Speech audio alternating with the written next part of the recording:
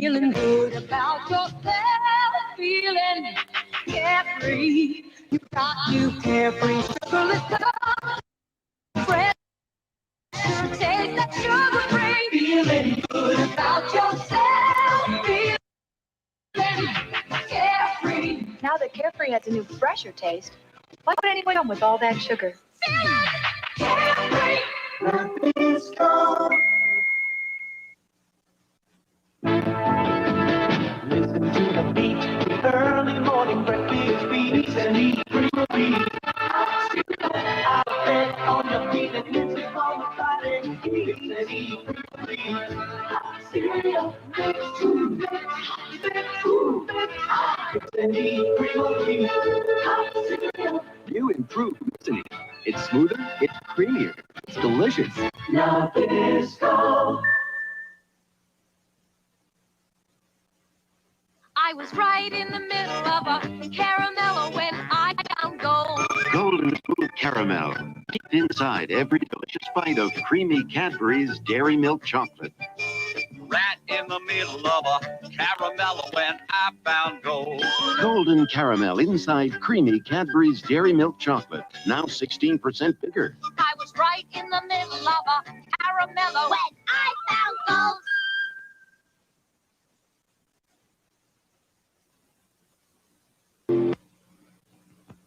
York! It's thrilling. Tingly! Cool. When you bite into a York peppermint patty, you don't just get a chocolate bar, you get a sensation. It's rich, snowy, frosty.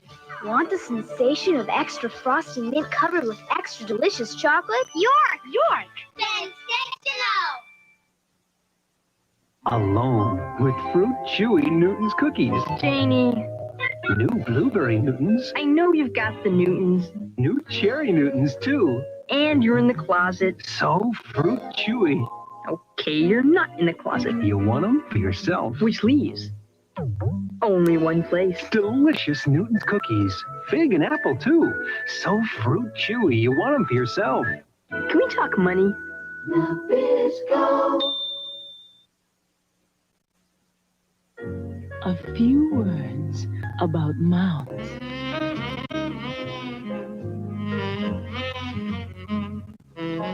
Ooh. Ah. Mm. But don't take our words for it. Mouth. Ooh, for yourself. Peter Paul Cadbury, maker of Mounds, Almond Joy, York, and Cadbury's milk chocolate, and Carefree sugarless gum, now with a new, fresher taste. Monday, it's a magical musical wonderland with one of the greatest casts ever assembled. Sammy Davis Jr., Jack Wharton, Sally Struthers, Donna Mills, Ann Gillian, Steve Lawrence, Edie Gourmet, Jonathan Winters, Telly Savalas, and many more in Irwin Allen's all-new musical Alice in Wonderland, Monday. You didn't think I could do that job for 1 minute. You were just trying to work a little action. Yeah, that's right. It's an all-new Mary, tackling a new job at a third-rate paper. My next-door neighbor is a werewolf. Yeah, I want it in the paper tomorrow. The girl who turned the world on with her smile is back. Me? To turn it on again. Mary, premiering Wednesday, December 11th. Sounds like fun. This is CBS. What makes Eagle Snacks Hawaiian kettle potato chips special? They are kettle cooked, one batch at a time, like mine. Eagle Snacks Hawaiian Kettle Potato Chips. The Missing Children Network is working because people like you care enough to look for our nation's missing or abducted children. I'm Mary Grady. KOTV and Pizza Hut have joined together to bring you Missing Children Network reports. Watch for them every Monday, Wednesday, and Friday at noon and 5 on Eyewitness News. If you recognize a child's face in one of the reports, call the Missing Children Network. KOTV and Pizza Hut, looking to you to look for missing children. American Indian Theater offers in its 10th season to Tulsa 10 Little Indians December 3rd through 7th, Little Abner January 28th through February 1st, Footprints in Blood March 25th through the 29th, Cake and Sippin' Whiskey May 27th through 31st.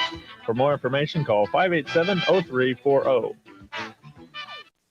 Another Kennedy steps into the political arena tonight.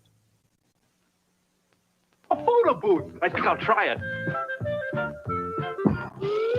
What a great shot of me. And the McDonald's Happy Meal, guys? Surprise! Hamburger, fries, and soft drink. All regular size. You got the picture. Ho, ho, ho! When you buy McDonald's Happy Meal featuring Santa Claus the movie, you get one of 4 full-color storybooks or coloring books. Thank you. Ho, ho, ho! McDonald's Happy Meal featuring Santa Claus coloring or storybooks. These lonely pound puppies need someone to love. Someone who'd love a little puppy love. For you, Grandma. Pound puppies are as cuddly as real puppies. He'll keep you company in the dorm. They're the perfect way to say I love you for birthdays, holidays, or any day. Pound puppies, so soft and adorably lonely. Sometimes the hardest thing about giving them. Happy Valentine's Day. Is giving them up. Pound puppy, you're my one and only puppy love. Here's Rockin' Roger, our DJ. Roger's got the blues today because he's wearing one of those diapers that leak. Well, Roger, here's a sure hit. Kleenex Huggies diapers. Huggies are form-fitting, and they're thick and absorbent with gentle, extra-wide elastic at the leg. So Huggies hug to help stop leaking and help keep babies happy. Now that Roger's wearing Huggies, things are really rockin'.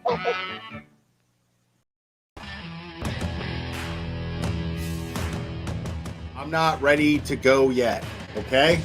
I'm not ready. You gotta wait. I got shit to do. I'm in the middle of something, all right? Just hold on.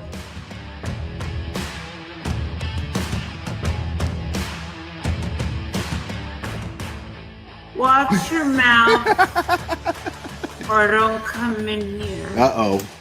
Uh-oh. Oh, yeah, people, come on, we're adults here. You know what? What is the point? Yeah, we're adults here. I got a fucking Burger King fucking thing on my head. We're all fucking adults here, guys. People, in my chat, 2 words. What are they? 2 words. Let me see the chat flood. Let me see the chat flood. 2 words. Okay. Next caller. Please. Let's get into the meat and potatoes, which translate in American to dick and balls.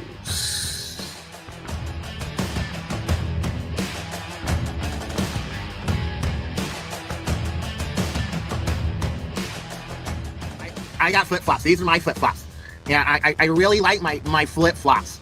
Because I can put them on. Because look, watch me put them on. I can put them on all by myself. Watch me put them on. Look, are you watching? Look, these are my flip-flops. Thanksgiving Day. I remember it clearly. It was Thanksgiving Day. I was inserting myself in somebody else's fucking business as a cash grab, and you know. This channel is harsh reality.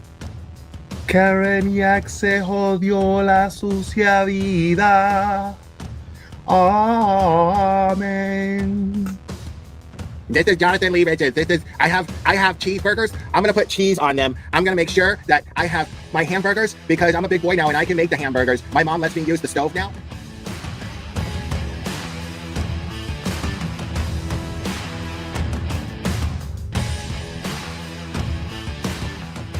I'm just like, wow, I like receipts, and they brought receipts. Like they had evidence to back up everything they said, and I'm like, okay, well, there's got to be another side to this, right? Like this can't. No, this is too fantastic. Yeah, because you're not going to just jump to the conclusion that there's a conspiracy amongst cops to cover up a murder. You know what I mean? Yeah, I mean cops and just like soccer moms and shit. Like that's what made it even crazier. Like, yeah, get it, Betty. Yeah, did you have a close relationship with your mom? Get it, Betty. Oh, of course, I still do. Yeah. my older sister was kind of she was more of the prissy girl, like going That is and the getting the hair best done shit and, fucking shopping for the ever. dresses with mommy. I was the, tomboy that liked playing with the cute. Shout out to Cherry for just being just easily the most faithful and loyal supporter that I've ever had. That someone could have that tenacity with loyalty. And I'm really blessed to have someone like Cherry be part of this channel and in my life. So it means a lot. And yes, I named him after Mr. T and Rocky. Say, woman. Say, woman. Say, woman. Since your old man ain't got no heart, why don't you come down to my apartment tonight and I'll show you a real man. Oh my God, I'm so in love with this little dude. Yeah, I'm gonna go ahead and wrap this one up. I love you guys very, very, very, very much. And we will do this again very soon, my friends. Oh, say bye. Say bye. Oh, I love you too. Give me a kiss.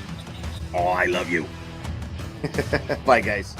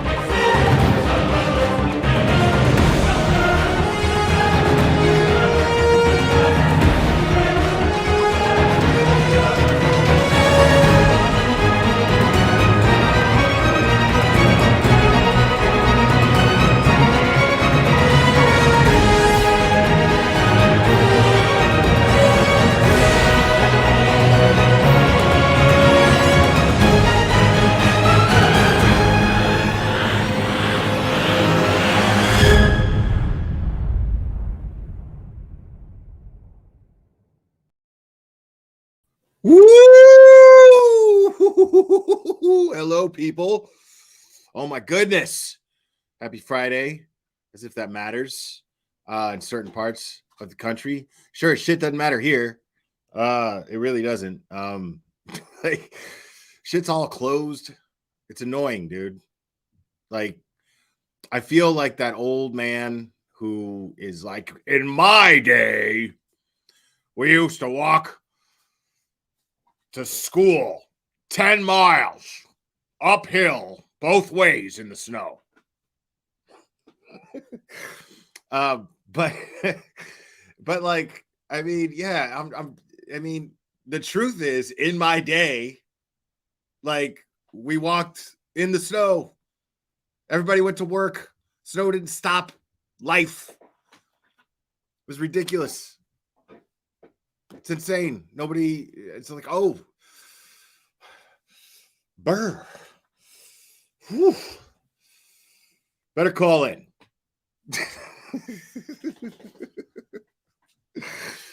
People kill me today, man.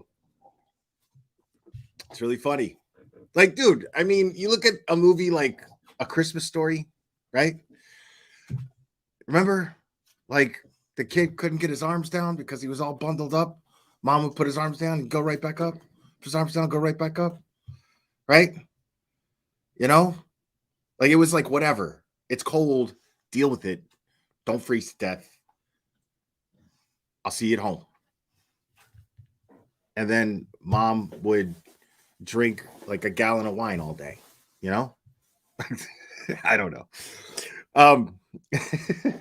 So this is going to be a fun stream, most definitely. Hopefully kick off y'all's weekend pretty well.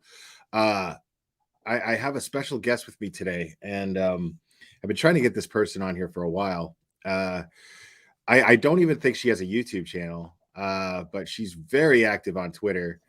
And I called her the title, the true crime surgeon. Because when there are people who are this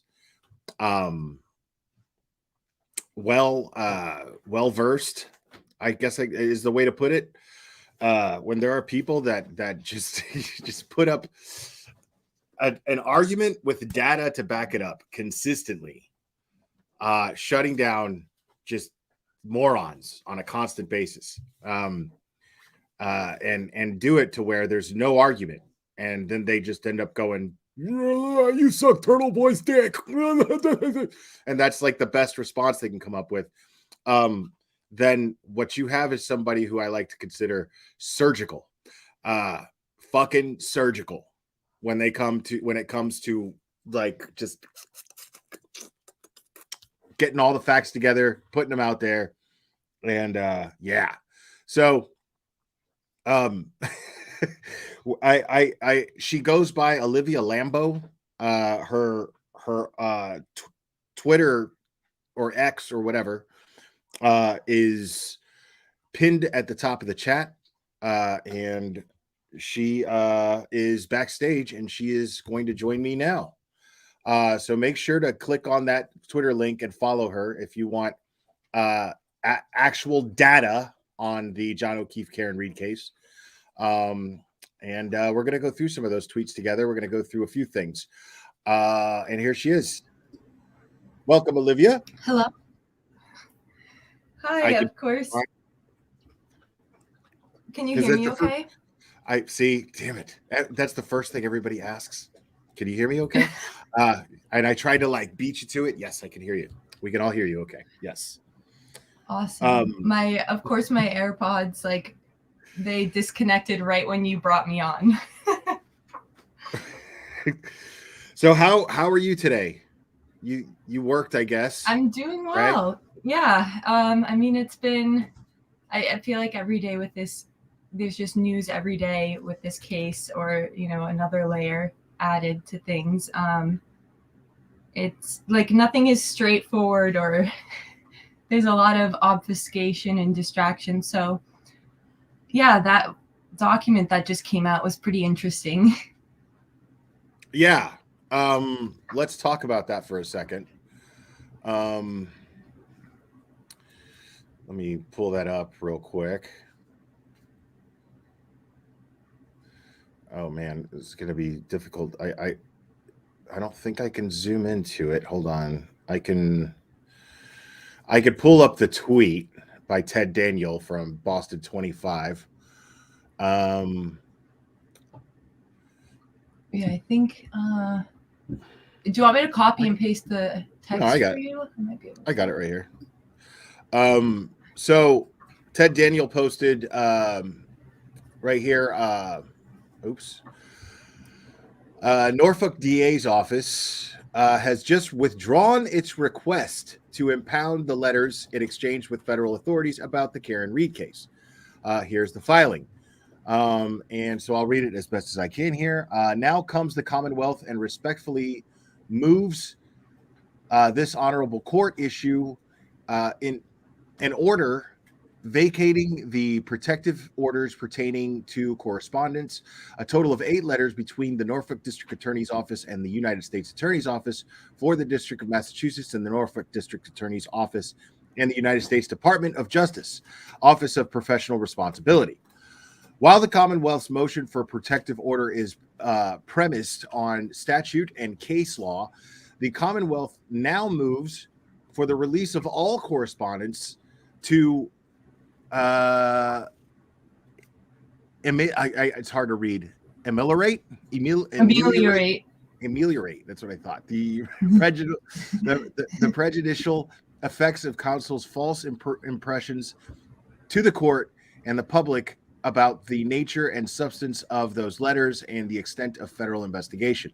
The United States Attorney's Office has indicated that they do not object to public disclosure of the letters and took an extraordinary step to release a statement to rectify the misstatements made by Attorney Yannetti on January 18, 2024, stating, "We are aware of today's hearing in Norfolk County Superior Court in the Karen Reed matter. In connection with the matter, At no time has the U.S. Attorney's Office named any person or entity as a target of an investigation to anyone. Okay, so that is the statement from the U.S. Attorney following yesterday's Karen Reed hearing. To prevent further attempts by the defendant to mischaracterize the Commonwealth's correspondence as an attempt to materially prejudice the Commonwealth and threaten the integrity of the judicial system as a whole, the Commonwealth respectfully moves to withdraw its previous motion for a protective order and let the correspondence speak for itself. But why now? I mean, that all sounds great, but do you feel, I mean, does the Commonwealth think that we have amnesia and we don't remember that they put in an order to keep it sealed in the first place? Yeah, I mean, Karen Reed's defense has been making references throughout the proceedings. I mean, it was, I think, back in the summer when they mentioned that, like, the first time that they mentioned on the record in court how they were aware of a federal grand jury that was convening or, that was occurring regarding this case. And so they've been making references to the federal investigation for some time. And obviously the feds aren't going to confirm who's the target of their investigation until the moment they decide to arrest that person. It would be stupid to tell someone we're going to arrest you before we're going to arrest you, because then they will, flee or destroy evidence or whatever. But I mean, especially when it comes to the feds, and they're totally flight risks. I mean, we're talking about. I'm not saying that like DA Morrissey is gonna, hop on a plane to. Djibouti? I'm not saying he is. I'm saying he could. Yeah. Exactly. Yeah. I'm not saying that. I mean, I'm not even implying that there's reason that he should. I'm saying he right. Anybody could in those circumstances. That's why police and law enforcement and the feds don't make it a habit of warning targets or suspects before they plan to arrest them. Well, the only case that I could think of, because you're right, and I agree with you on that, and there's one case where they did do this, and I was baffled when they did, which was the Quentin Simon case. Chief God, oh my God, why does his name escape me now? I know it starts with an H. Anyway, was that the one in Atlanta, I think? Savannah. Oh, okay. Sorry. Chief Hadley, I think it's Hadley. So Chief Hadley went ahead and made a public statement stating that Leilani Simon was the prime suspect, his mother. Hadley, thank you. See, yeah, I thought I had it. That Leilani was the prime suspect, and I thought that was weird because I was like, they never do that. Really strange. Oh, I'm remembering this one. They like announced that like a month or something before they arrested her. Is that right? Right, and then I mean, now these people were already out there when they did this, but then it just stirred the hornet's nest even more. A bunch of idiots, that people compare Turtle Boy to, which is hilarious to me. But they were out there and screaming through a bullhorn and causing all kinds of commotion outside of the Leilani home, and it was just a big mess. It was disgusting. But the thing is we knew the difference between that and what Turtle Boy was doing in that case and the Karen Reed, John O'Keefe case is the fact that we knew that Chief Hadley was conducting an up and up investigation and trying to build a case before they actually made an arrest. They were actively still searching for Quentin. They already knew what happened to Quentin. They knew where to search for Quentin. They were conducting a search in the place where they knew they were going to found Quentin, and eventually did. And these people were talking about how they were slacking and not arresting this person fast enough. And I was like, no, it takes time to if you're going to take, this is why this case is so crazy to me, because having followed a case like that and other cases, this case, I thought was insane, because the difference between what Turtle Boy did in this case is in this case, there's plenty of evidence to indicate that law enforcement did not do their jobs, to say the least. They did not do their jobs properly, to say the least. That's just being nice. And in that case, it was clear that they were doing their job. It was clear that they needed to make sure before they arrested somebody that that they were following the very basic procedure that you need to have an airtight case and be ready to prove in a court of law beyond a reasonable doubt that the person that you have arrested is guilty of this crime. So they were making sure of this. They were collecting the evidence and making sure of this and building their case. But they publicly stated that who their suspect was, which I found was kind of weird. But in this case, law enforcement just doesn't seem to be doing their job, to say the least. And again, that's just being nice, because we're going to get into what is beyond that as well. But sorry, I went on a rant there, but no, all good. It's an important point, because it's like very much relevant, but on a much more massive scale, I'd imagine, when it's a federal investigation. And what is the Fed's conviction rate is what, like 99 point something percent. Somebody said 99.7. Yeah, somebody said it's 0.7, I think, but I don't even something like that. Apparently, I just heard somebody say that, so I don't even know. I've seen those facts before, but I don't know the exact number. But it's close. Basically, the point is it's close to 100%. That's why they're so tight-lipped. That's why they run such, long, comprehensive investigations, because they want to have an ironclad case. I guess that's how you get those numbers.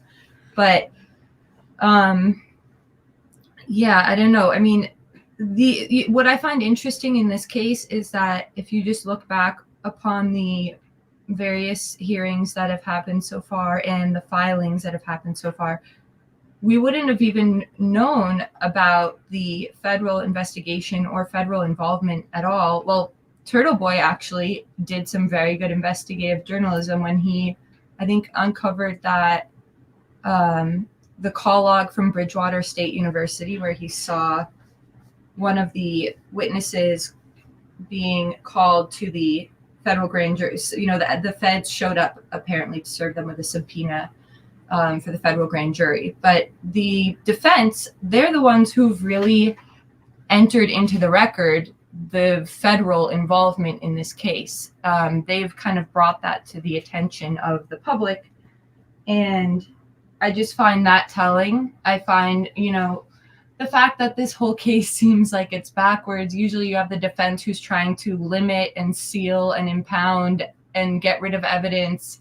And it's the state who is trying to get as much evidence and information as they can in and on the record. And those roles seem very much reversed in this case. And the defense has been very forthcoming with information, and their information is backed up by they've got the goods to back it up. They actually show their raw data rather than telling us their conclusions, which makes them more credible, in my opinion. So, when David Yannetti or Alan Jackson says things about this federal investigation, that clearly both sides are now privy to some of the information regarding that. And they make claims that it's targeting this DA's office.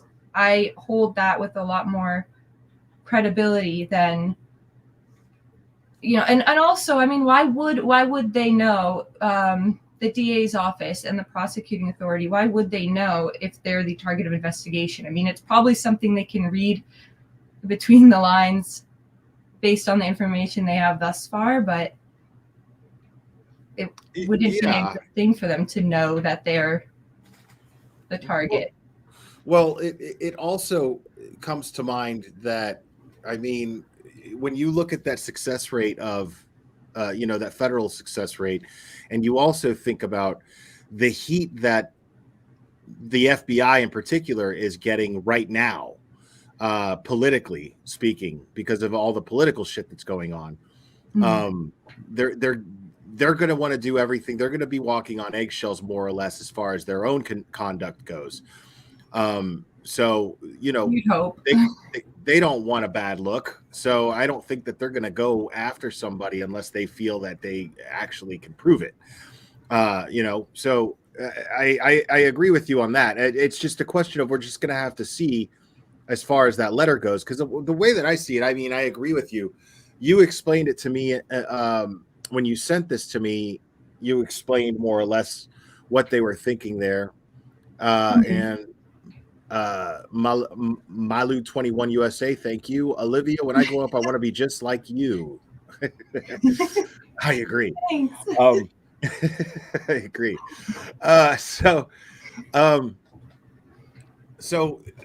the fact that well, you started to explain that that it was kind of a strategy on Yannetti's part as far as his wording goes. In my opinion, yeah. Right. So explain that a little bit. So, I mean, because let's talk about what Yannetti actually said. Yannetti actually said, I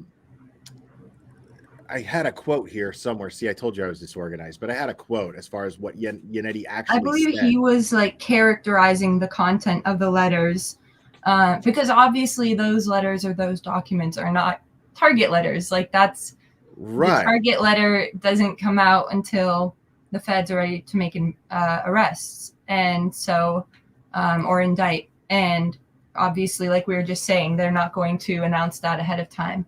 But and what Yannetti said was that he didn't say that they named him, that they named Morrissey as a target. He's saying that Morrissey knows that he is a target. That's the way he worded it. He didn't say, well, it says in the letters that Morrissey is the target. He just says Morrissey knows that he's the target of this investigation. But people took that to mean that Yannetti's saying that it says directly in those letters that that's what it says, and it's not. I mean, they would never do that for the reasons that you just explained. Here's the thing. I mean, Yannetti and Alan Jackson have also made it quite clear that they plan on using contents directly from those letters and from those documents in their motion to file sanctions on this DA's office in this prosecution. So what does that tell you? You know, if usually the reasons it's rare to file for sanctions and against the prosecutors. And I would imagine that if they're referring to evidence or things that are directly from those documents, then that's presumably referring to this investigation or the investigation of this investigation. So I would imagine that would be information probably related to exculpatory evidence, or I don't know. You know, I don't want to speculate because we're going to find out soon enough, hopefully, depending on the judge's decision. But I think it's telling when you have one side that is pushing for transparency, and given the fact that they intend, and they've made very clear to Judge Beverly Canone that they will be using information that's contained within those documents for their motion for sanctions. It seems to me that that's something probably not favorable to the prosecuting office. I mean, yeah. I mean, I'm pretty sure that those letters, if they wanted them sealed in the first place, they're going to have something that seems that's going to put them in an unfavorable light to at least the public. I don't know how much to the case, but definitely to the public. I mean, just the existence of the correspondence with the feds and a federal investigation at all, right. I think is that in and of itself is we almost never hear about telling. Yeah, right. I mean, in a small town murder, the feds have no jurisdiction. So why are the feds having, convening a federal grand jury on a small town murder that they have no jurisdiction over? Right. Kind of put two and two together. Sure. And like a lot of these people follow cases as I do that the FBI are involved, but it doesn't mean that that they have any jurisdiction over the investigation. They're just assisting 99% of the time. If it's a federal investigation, you'll know the difference. You'll absolutely know the difference. Well, what would they be investigating, right? They'd be investigating for public corruption, which if there was a cover-up, then that would very much be in line with public corruption, presumably. And, so it's not to say that they're going to go and arrest the believed perpetrators in the John O'Keefe murder. But if John O'Keefe was a federal investigator, then it might fall under their jurisdiction. If John O'Keefe was a victim of a serial killer who other victims were in other states, then it would fall under federal jurisdiction, for example.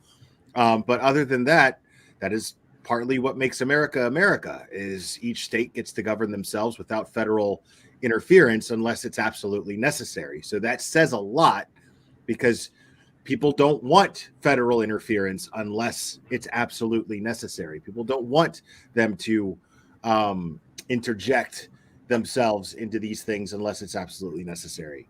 So, well, you've got a problem when you like your last, the last resort, you're kind of going to and hoping that they can provide justice is the feds. It's like that. And I think that kind of sums up just how unbelievable this whole case is and how far and wide stretching it is. I mean, that's what I was saying, I think on a past on the Unsafe Spaces show, where I genuinely feel for, assuming the defense's theory is completely correct and gives you an idea as to what happened that night. I really empathize with witnesses who were in that house who, they probably feel like they had no one to turn to, because if everything is where the evidence is pointing, then how many agencies does that involve? Like the Canton Police Department, the Massachusetts State Police, and then you have witnesses who are part of the Boston Police Department. So there's like branches to every level of authority or every agency that you would turn to, I guess, in this case. And I guess the only other option would be the feds, right? Right. Yeah, and someone's asking if there was a DEA agent. It's actually an ATF agent that was present in the home, but he was off duty. That would not, especially since nobody is named a suspect in the house, and they don't suspect any foul play taking place inside the home, then there would be no reason. That would bear no, it would mean nothing. It wouldn't bring the feds in, is what I'm saying. Right. LTL True Crime. Yeah. Thanks, buddy. Keep up the good work, Will and Olivia. It's been a pleasure teaming up with all of you. Free Karen Reed. Agreed. Thank you, man. Appreciate it. Awesome. And I think he's gonna have. I think LTL's gonna have Melanie Little on his channel tonight. So make sure to check that out, guys. Awesome. I love Melanie. She's great. Yeah, she is. She's also pretty surgical. That dog expert, I thought, was so insightful, and just I learned a lot listening to him. Right. Yeah, me too. I still haven't had a chance to catch the whole thing. I just caught bits and pieces and highlights, but the gist of it, dog expert basically says it's a dog. So, he trains dogs how to bite. He trains these exact types of dogs how to bite, and it's telling that they literally create sleeves with different types of these durable materials of, I think he was showing like an inch thickness to protect their arm for the purposes of training these dogs, because they want the dogs to bite an arm, right? So they literally make arms that look like a real arm to get the dog to be trained to bite into that exact area of the arm. And yeah, I'm not a dog expert, but all I had to do the first time I went over the dog thing, I just started talking about this case, and the first time I brought up the dog issue. All I did was Google, like live, well, like just like we're talking right now. I was live, and I Googled dog training images, and I mean, and it was always a German Shepherd, and it was always someone like this with this special sleeve type thing right here. And where was the dog concentrating their bites on? Right here, right here, like clockwork, like every time, right here. So I mean, I'm like, how do you? I mean, look, where it looks most like a bite mark is right where a dog would attack and bite, especially if somebody's in defense like this, trying to cover themselves. I mean, so it's just really funny to me that people are like, no way, that's a dog, dude. Yes. Will, we've all been gaslit like for the past however many months. I mean, there's no other case like this where there's like this that's really what it is. Like, I'm sure everybody who's following along or who's paying attention also feels the same way at times, because you're supposed to trust your institutions and those of authority, right? Like, that's why they assume authority, and they get that respect because they're supposed to live up to it. And when they start to gaslight you, and in one case that they're also prosecuting and also investigated, they're using all these Google searches as their prime piece of evidence because, well, I mean, it's compelling evidence, but also because they didn't find the body. And then in this other case, Google searches can't be trusted. Or another case, the Lindsay Clancy case, they very much relied on the Apple Health Movement data. But in this case, no, the facts and the digital evidence, which is like some of the most reliable and credible and accurate evidence that exists, because it doesn't lie, it doesn't have the capability to lie or what have you. None of that can be trusted in this case. And the disparity is telling. That's the exact problem, though. That's the exact problem. That's exactly why, at least some of us, I mean, that's my position in this whole thing, is I'm pissed off because this is an institution that we should be able to rely on. And especially if it's one of their own, Absolutely. Why would you not? What does that say for the rest of us? Right. And I mean, we should all collectively be demanding that if law enforcement off duty can get drunk and kill each other and then get away with it, well, then there's a problem. We need to fix that problem. Sorry, go ahead. No, that's it. I mean, it's like that was actually one of the things that really stood out to me early on about the case was how there's obviously instances of an incompetent investigation or an investigation where mistakes are made. Like, nobody's perfect, and we all acknowledge that. But in this case, that's not what's appears to be the issue at all. And what's more compelling to me that is not the case is you're telling me this is a fellow brother in blue, like this is one of your own, a fellow police officer who was murdered. Everybody would imagine that instance would be the time when there's no stone left unturned in the investigation, where it's an ironclad, pristine investigation. Everything is done not only to the book, but above and beyond. And it's almost like the opposite of that. I mean, I was posting the past few days, I did a few posts about things pertaining to the investigation, like how none of the interviews were recorded except for, I think, Lucky Law Firms, which was taken a year and a half after this happened, and they charged the defendant. And beyond that, did they interview him before or after they charged Karen? Oh, no, they interviewed Lucky Law Firm long after they charged Karen, a year and a half after. And I think that it was actually ordered by the judge that all interviews At that point, all interviews moving forward had to be recorded, which it's amazing. I don't know who ordered that, but I don't like citing things without the documentation to back it up. But I remember hearing that at one time. If anybody in chat seems to remember that, let me know. I mean, we're gonna go over your tweets. Do you got some time to hang out a bit? Because I'm here. So what I got planned, I'm gonna pull up the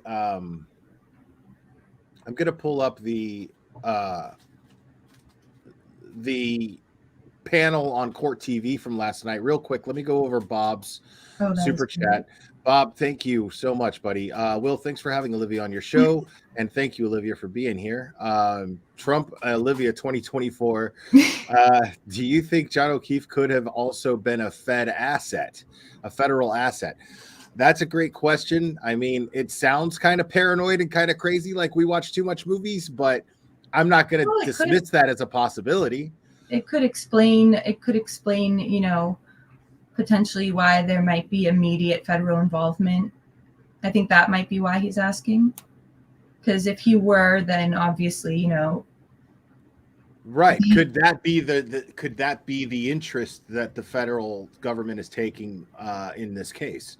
Well, not even the interest, but it could be why it could be a potential explanation for why the feds may have gotten involved so quickly in investigating what the hell happened, because if he's a federal asset, then they would be keeping tabs on him and vice versa. And I mean, that's obviously entirely speculative. There's no way for us to know.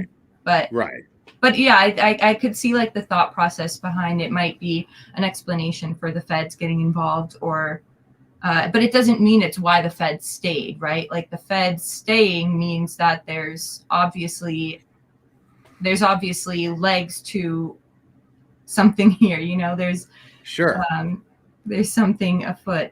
So yeah, no, I agree. I mean, I think the possibility is absolutely there. But I mean, that's one of those things, as we were talking about. I mean, the feds are going to keep things very close to the chest, and so we won't know until we know. Now, hold on a second here. Yeah, I haven't seen this yet. So I was gonna go even if I couldn't get you on here today, I was gonna go over this, but I'm glad I have you here so I can have somebody to discuss it with. But by the way, feel free to, if you want to make yourself full screen, since I'm not that way. Oh, okay, never mind. It shows the thing. Yeah, I mean it's fine. Yeah, I don't know. Sometimes it doesn't show the avatar. I don't know why.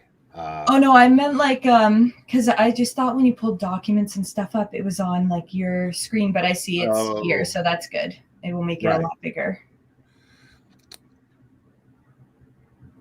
Yeah, this segment was awesome. Yeah, I didn't see it. I didn't realize it was 20 minutes long, but so I just fast forwarded past. I skipped past all the stuff we already knew. That's just them catching everyone up, catching their viewers up on everything. So this is just the panel that he brings up here. The Commonwealth is moving for a protective order for these letters after revealing part of what they contain. The Commonwealth wants to keep the remainder of the letters hidden because the letters contain information that will embarrass District Attorney Morrissey and his office. The letters demonstrate that he's a target of a federal investigation for what his office has done to Karen. Okay, they demonstrate that he's a target. Mm-hmm. That's what he said. He didn't actually say that the letters say that they're a target, but they demonstrate that he's a target. Characterizing them, right? Right. Yeah. So I mean, and he has to tread very carefully with the way that he speaks about them, because they're technically still they're still at that point, they're still impounded or under seal or whatever. So right. Unlike the Commonwealth, who in their footnotes cited portions directly from the documents selectively that they chose, which makes no sense if you're trying to have the documents sealed. Why would you expose any part to the public?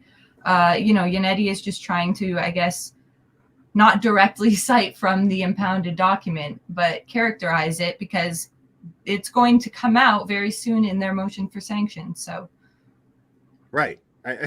It's all like apples. I mean, it's tomato. It's total hair splitting here. Aaron Reed. That's Karen Reed with her attorney appearing via Zoom today. In her case, she's been accused of murdering her boyfriend, John O'Keefe, a Boston police officer. She says, no, wasn't me. I didn't do it. I didn't run him over with my car. Something happened at the party I was dropping him off at, the late night after hours party involving some police officers. And something happened there. They're the ones that did it. Wasn't me. Now, what's happening is that I'm so on the fence about Vinny, dude. Like, oh my gosh, I think he's known the whole time. I want to like the guy. I really do. I love Vinny. I want to like the guy. I do, but it's like if you're right and he knew the whole time, man, like I just can't help it but feel like, man, have some balls and speak up, dude. Well, What I mean? Let me tell you how long have we been sitting there watching this dude swallow Coffindoffer's bullshit? You know what I mean? And just, and totally just he keeps bringing her on while she spews out nonsense.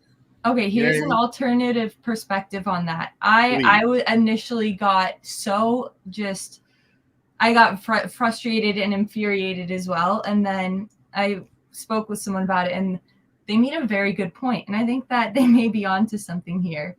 Get these people on the record because, okay, you want to take that stance. Well, okay, now we're going to have you on the record showing when the truth comes to light, which it slowly is. It's like the whole no amnesty thing. Well, now we have the receipts to show you tanking your credibility. In other words, like, I mean, I guess the point is that like this, if Coffindoffer is on the wrong side of history here, this will be her legacy, So I think not that like you're trying to set her up for that because she seems like she wants to be on these shows. She totally does. She loves, she's a camera ham for sure. She loves this shit. So I just try to look at it that way to like keep myself, grounded when watching the segments.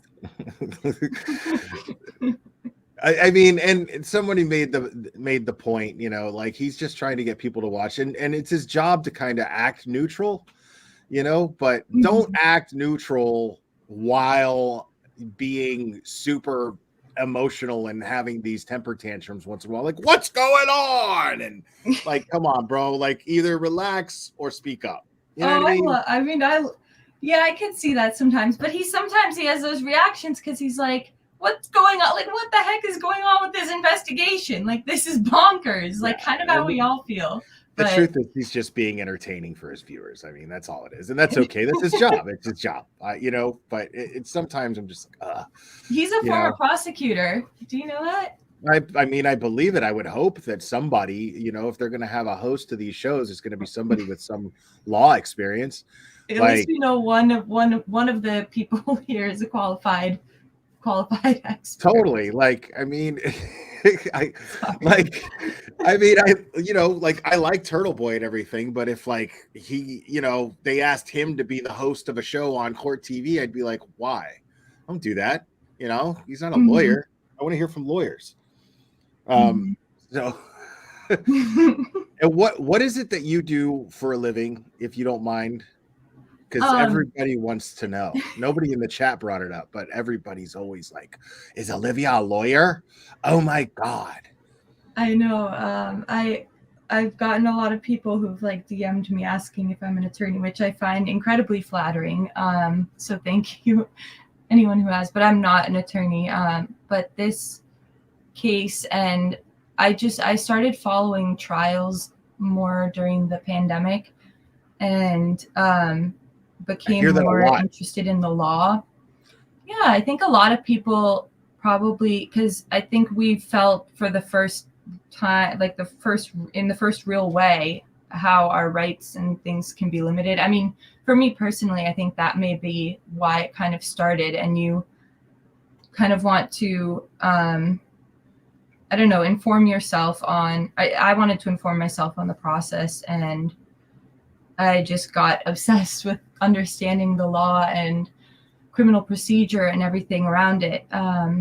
And yeah, so that's like why I got into this case, but I'm not an attorney by trade.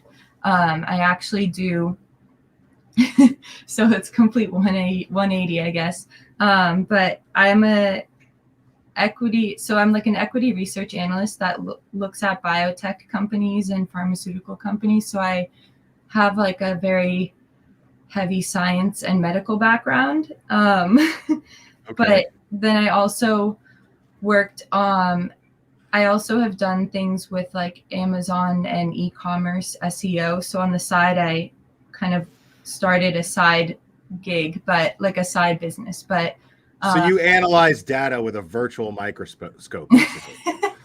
basically, I have to look at companies like a biotechnology company, and I have to analyze it for it, investment potential. So I have to look at the science, basically, if that's their product, and look at everything about the company, like the risks, their financial statements, all of that sort of stuff. But yeah, so basically analyzing a lot of data is kind of where I live. So what department of the Piggly Wiggly would you apply at to get that job exactly? Because I'm all right, let's watch Vinny here. Let's Oh my God. There apparently is an ongoing investigation by the feds of this investigation. And there's some letters that were written back and forth between the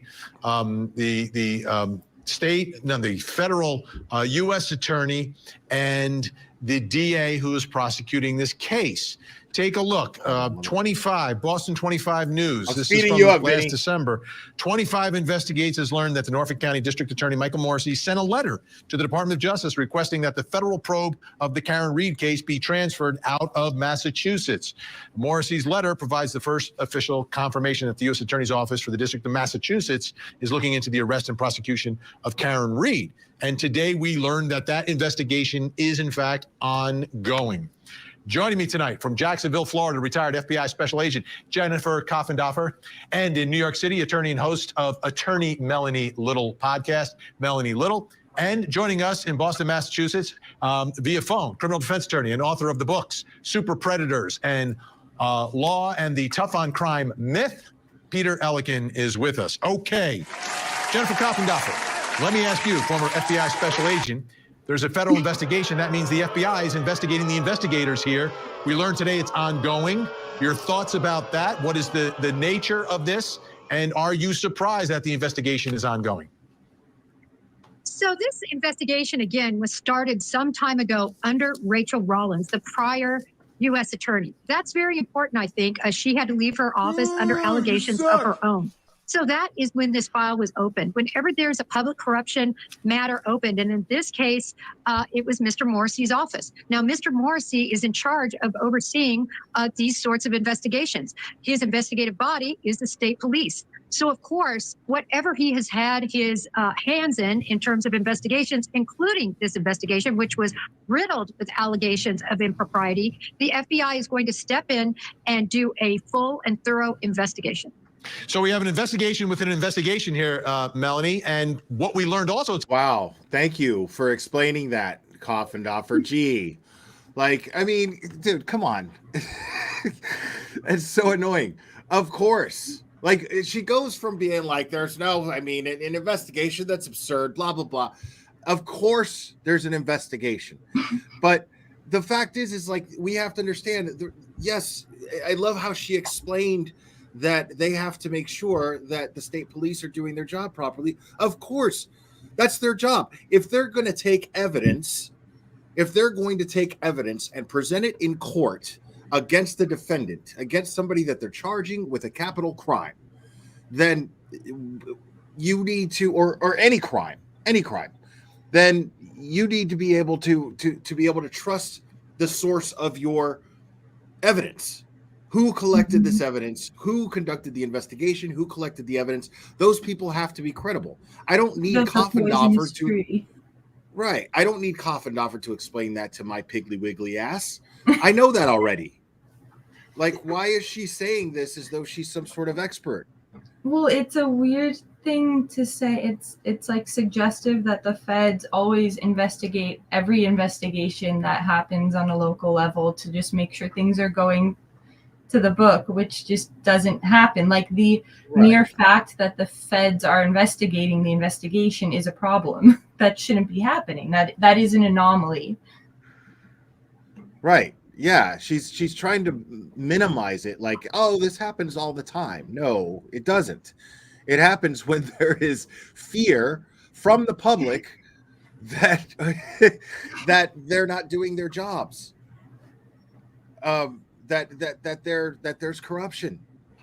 I mean, that's and they're not going to conduct an investigation unless they looked into things to a certain degree enough to go, okay, we need to really look into this.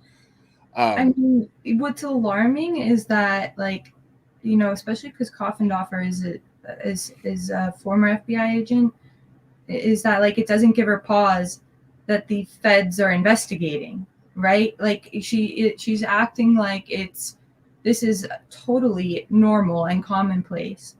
And you would think that that fact alone would maybe give her pause to, like, step back and consider the possibility that her current stance on it might be wrong and what that would look like. Like, that's what I wonder sometimes. Like, does she do that, or anybody really who has a position of authority who is commenting on this? Because I think if you're somebody who is coming from a position of authority, which she is, you know, with her label as an ex-FBI agent, then you have more responsibility to be, you know, careful with, I guess, how you talk about, especially something like this, where it could potentially be an innocent woman being framed, and these other people who are covering up for, you know, those who murdered a cop. And so it's like, does she think about the potential that is the reality here? It's bewildering to me how anybody could read through all of the public court filings in this case and watch the motion hearings and just all the public record pertaining to the case at this point and be so certain the way she is. That's, I mean, even if it were a solid case, right, like against a defendant, and the investigation was an honest and you know, to the book investigation, how about just the fact that we're constitutionally afforded the presumption of innocence? I mean, she's like completely just blown through that whole concept. Right. Yeah. And made it seem okay. And she does it by having a badge attached to her name. You know, because so many people are going to just look at her and be like, oh, well, if she's saying it, then it's okay for the rest of us to say it. Thank you so much, RGC 2015. Appreciate that. Yeah, I think that with her title and her love for the camera, she has absolutely done the name of the FBI a disservice as far as the true crime community goes to. Well, time will certainly tell. Yeah. Marie, thank you. Olivia, could you wear different ridiculous costumes at live events like the Masked Singer do? This way you could keep Kevin Cottage fails and friends guessing about your true identity. This is hilarious.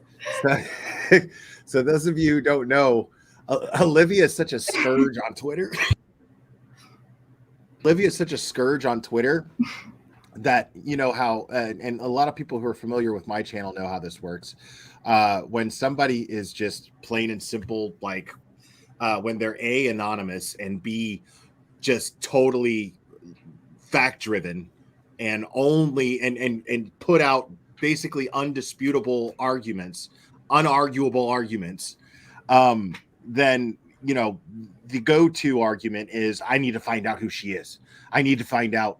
And Who my so mom, who my family is, everything, anything about me. right, and it's I mean, hilarious. go for it. Like, if that's really, you know, I'm you seem to such a clearly care fan. about justice for John O'Keefe, if that's like where you're Right. exerting your energy. Right, because I got to tell you, I'm such a fan of that. Anybody who's followed my channel for a long time knows this. I'm such a fan of that. I love when there's somebody who's totally anonymous and just keeps people guessing as to who they are, because that matters. I mean, I'm not really anonymous. They just like to insinuate every other week that I've changed identity somehow and I'm somebody else. But I'm just me, and like I kind of have felt like that's been important since the beginning. If I'm going to speak about something like this, to do it, you know, like stand behind my word and behind my name and behind my face. And you know, I didn't have a YouTube show before this, or like I still don't, but like I didn't have anything like that before this. And so I'm not somebody who like is like public facing. So I didn't expect for this to happen, but I'm happy to like come in and comment and stuff. But for me, the focus has always been on justice, you know, both for John O'Keefe and Karen Reed in this case. And like, I don't want it's not about me. It's about the case. It's about the facts and about all of that stuff. So. Yeah, no, I totally agree. Sorry, I got distracted by Clubber there. Yeah, I mean, it's funny when you're constantly and you're careful about making an argument and then putting up a screenshot of something like a court document, usually to back up your argument. I mean, then when you can't argue with that, then it's, I wonder who that is. I got to find out who that is. And it just shows exactly how wrong they are. Paul Cristoforo, good to see you, buddy. As we know, Paul Cristoforo is he's awesome, instrumental when it comes to these protest gatherings and things of that nature. So thank you for your support, Will and Olivia. You both rock.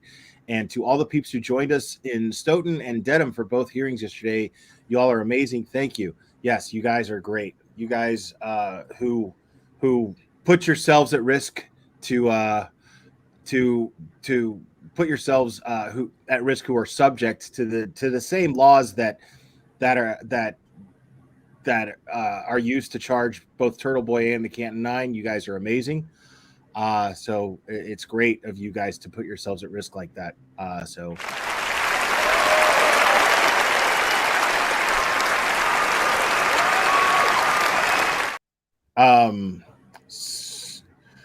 let's see what and this is making something out of nothing. I just do that because it's fun. But you know, my pause game, Melanie Little's just sitting there like, oh, I love it. So today in court, apparently, is that the feds will reveal their findings to both sides. It's sort of an ongoing thing. I've never seen or heard of this before. Your thoughts? You know, I've been doing this for 30 years, Vinny, and I've never seen this happen either. This is very, very rare. It rarely happens. What Yannetti said in court today is that they had a conference call with both sides yesterday with the U.S. Attorney's Office. And the U.S. Attorney's Office is going through the almost unheard of process to turn over pieces of their investigation that relate to this case to both sides of Karen Reed's case, because in his words, he said that in good conscience, they could not allow them to try the Karen Reed case. Yeah, Peter Elkin, what's going on here? You're in Boston. Is this local politics or is this something else? So no, this is. I mean, people make complaints. That must be what we've been hearing behind the scenes through the grapevine. That there are many who don't feel that this is going to go to trial, people with good reason to have thought that this isn't going to go to trial, is probably based on that statement that Melanie Little just pointed out right there. That statement indicates that they have no intention of allowing this to go this shit show, this sham, to go any further than it already has. Well, just to mention the something Yannetti mentioned yesterday at the hearing regarding the TUI process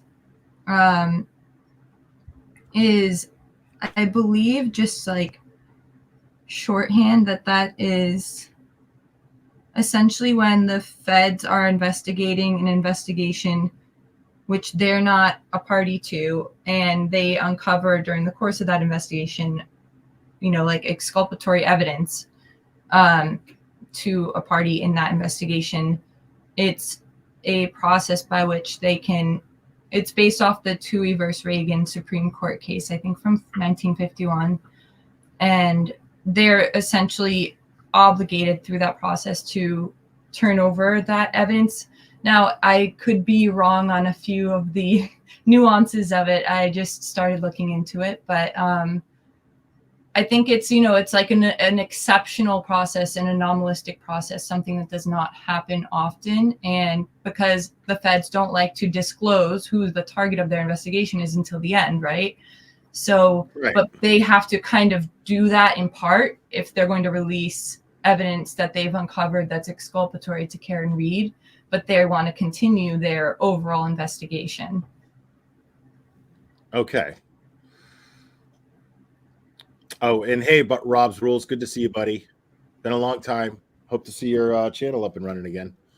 It's about, police and prosecutors all the time. But the fact that the U.S. Attorney's Office has been doing a serious investigation of this and actually bringing in a grand jury, they're obviously onto something here. And the idea that we've heard the accusation, well, this got started with Rachel Rollins, the former U.S. Attorney. There's no evidence of that. There's no proof of that. However, it's now been under the auspices of the new U.S. Attorney, Josh Levy, and there's been no allegations of him being corrupt or anything, and he's been conducting this for months. So this seems like a real bona fide investigation, and this is extremely rare. They would not be doing this unless they really have some a great deal of evidence to start out with, and then you start calling in grand juries. Okay, so now how does this affect, or what does this mean about what happened to John O'Keefe? Jennifer. Well, if, and that's a big if, they have investigative findings that show some sort of corruption, it could affect that.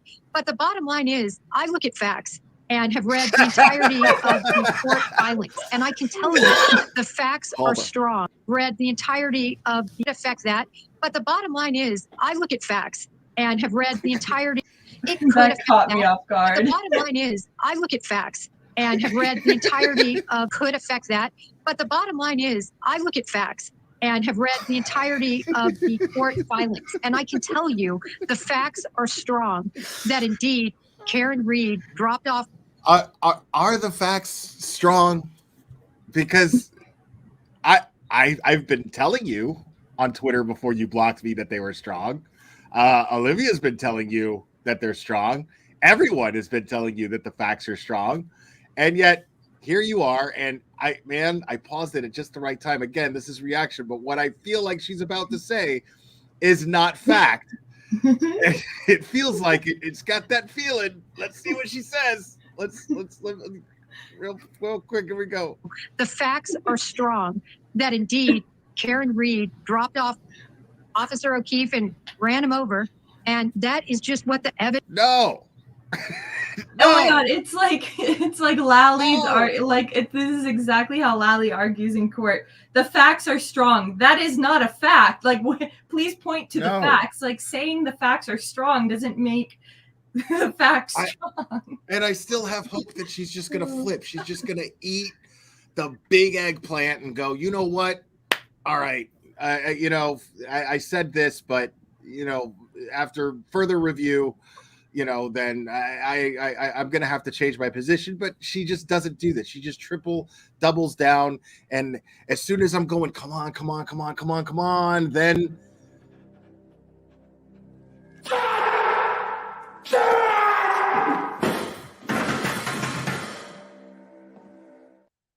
every fucking time, dude. Every time. So accurate. Evidence shows. And so if the corruption existed, I would like to know what specifically that had to do with those sets of facts. What do you think, Melly? What does this investigation of the investigators, and what does it mean about the Again, we're probably reading too much into it, but Melanie Little's just reactions. Oh my God, God bless her. Like, she's just sitting there like, she had to have. This lady, bro. truth of what happened to John O'Keefe? Well, I think that nobody really knows the truth, right? Unless we were there. And I've read the entire court file too. And there are, as always, three sides at least to every story. But what we're seeing here is witnesses who testified in front of Karen Reed's grand jury being called now, they're being served subpoenas to come and testify in front of the federal grand jury. So much of what Jennifer is saying is based on eyewitness testimony, right? And if those same witnesses are being called to testify in front of a federal grand jury, maybe they are going to uncover that perhaps some of these people misspoke. Perhaps their statements were not accurately recorded. Poor Melody, dude. You know she wants to say, perhaps some of these people fucking lied. I was going to say, misspoke is generous. She's so holding herself back here. And you can see, like I love Coffindoffer's face, bro. Like, as she's here. Let's do that one. Look at that. Look at that stink eye. Look at that stink eye. They're being served subpoenas to come and testify in front of the federal grand jury. So much of what Jennifer is saying is based on eyewitness testimony, right? And if those same witnesses are being called to testify in front of a federal grand jury, maybe they are going to uncover that perhaps some of these people misspoke. Perhaps their statements were not accurately recorded. What I've noticed is that none of the witness statements are signed. So I think we're going to see. We're going to see if it was accurate or not accurate what these witnesses told the investigating Trooper Proctor right from the jump. Peter Elkin, I'm always caught in this thing of, I understand the job of the criminal defense attorney. You raise reasonable doubt, et cetera, et cetera, et cetera. Like, this is very problematic for trying a case and proving it beyond a reasonable doubt. But my main concern is the truth of what happened to John O'Keefe. So explain to me from your perspective what you think this investigation will uncover. And will it uncover the truth about what happened to John O'Keefe, or will it just uncover that they weren't dotting I's and crossing T's here? Yeah, and I know the last time I was on your show, we said the same thing, that, we don't want to exactly talk about reasonable doubt. There's probably enough reasonable doubt to drive a truck through. But how about the truth? And I think ultimately the truth will come out, but it won't be until trial because, and I'll give you the reason for that, is that because we have so much evidence here with two sides of the story. For example, the defense says that the phone records show that he had left the car, gone into the house, was on different floors of the house. We know that. And yet the prosecution says, no, that data is all wrong. So I think, and we haven't seen any hard data from it, any proof or whatever, and the discovery's been slow. Ultimately, maybe it's going to be a battle of the experts. I love that shit. That's my favorite. I got to say, because this has been the Commonwealth's, this is their greatest hit right here, is basically taking data and saying, no, I realize that the data is saying that, but you don't seem to get it. It's the data is not saying what it says. The data is saying what I'm telling you now that it says. And I don't even know what that is. I don't even know what I'm telling you, and it's going to change every other hearing. And this has been Coffindoffer's Twitter existence for months. So that will come out which side is correct. We also heard that one of the people inside the house at 2:27 a.m., 3.5 hours before the body was found, was Googling how long does it take a person Peter, you have done it again. You have teed up our next segment. We have to take a break right now, but exactly what Peter is talking about, this alleged Google search that the supporters of Karen Reed really say, this is it. This is what proves not that she didn't do it, that she is actually innocent and someone else did it. We'll talk about it when we come back. Did a contentious divorce lead to a killing? The judge's role is my family and my attorney. So before I play this, that's the phone data. Like, Jennifer McCabe's phone is the funnest shit to me in the world that people are even arguing that. I mean, it's right there. All you have to do is look at it. There was a tweet that I did a long time ago about that I was thinking maybe we could go over tonight, because it's actually maybe right after Coffindoffer gives her explanation for that, we could go, or, after we go through this segment, because I've done a tweet that's like on all the technical stuff behind that Google search and whatnot. But then I've done another one that isn't even about the technical stuff. It's about the common sense aspect that Jennifer Coffindoffer likes to refer to, yet she seems not to possess in this case. So anyway, if you want to go over that afterwards, let me know. I'll send you the link right now. Definitely do. I definitely do. Okay, cool. Attorneys and my team have marshaled every resource to get to the truth. Just feels like no one else wants it. Yeah, just because you didn't do it. We know who did it, Steve. We know. And we know who spearheaded this cover-up. You all know. Yes, we do. And no, she didn't do it. No, she didn't do it. This is an innocent woman. She didn't do it. I tried to save his life. Yeah. I tried to save his life at 6 in the morning. I was covered in his blood. I was the only one trying to save his life. That's Karen Reed on the courthouse steps. And she says she didn't do it, number one, and she's the only one fighting for John O'Keefe here. Now, prosecutors would differ with that and say, we're fighting for John O'Keefe too by prosecuting you for his murder. But there's one piece of evidence that I think most would agree is the key to this entire case. And really the piece of evidence that the supporters of Karen Reed say, this is it. This is what proves she did not do it, that she is innocent, and it was someone inside that house that killed John O'Keefe. Here's Alan Jackson, the attorney for Karen Reed, on this show explaining that piece of evidence. Why is Jennifer McCabe one of the parties that was inside the house that night, the sister-in-law of Brian Albert? Why was she Google searching? How long does it take for a human body to die in the cold? The Apple Cocoa core data indicates, or the core time indicates exactly what time that Google search occurred. That time was at 2:27 and 40 seconds in the morning on January 29th. That's 3.5 hours before John O'Keefe's body was found. All right, two sides to everything in this story, in this case, in this trial. And I love Melanie Little because I love when lawyers validate my shit. I've said this 100 times. Because I've said this, I'm like, okay, well, if you're sitting here and you're saying that the Celebrite data isn't saying what the Celebrite data says, you're trying to tell me that there's this loophole where a window was open at a certain time, and that's actually the timestamp isn't accurate because of a window being open at a certain time.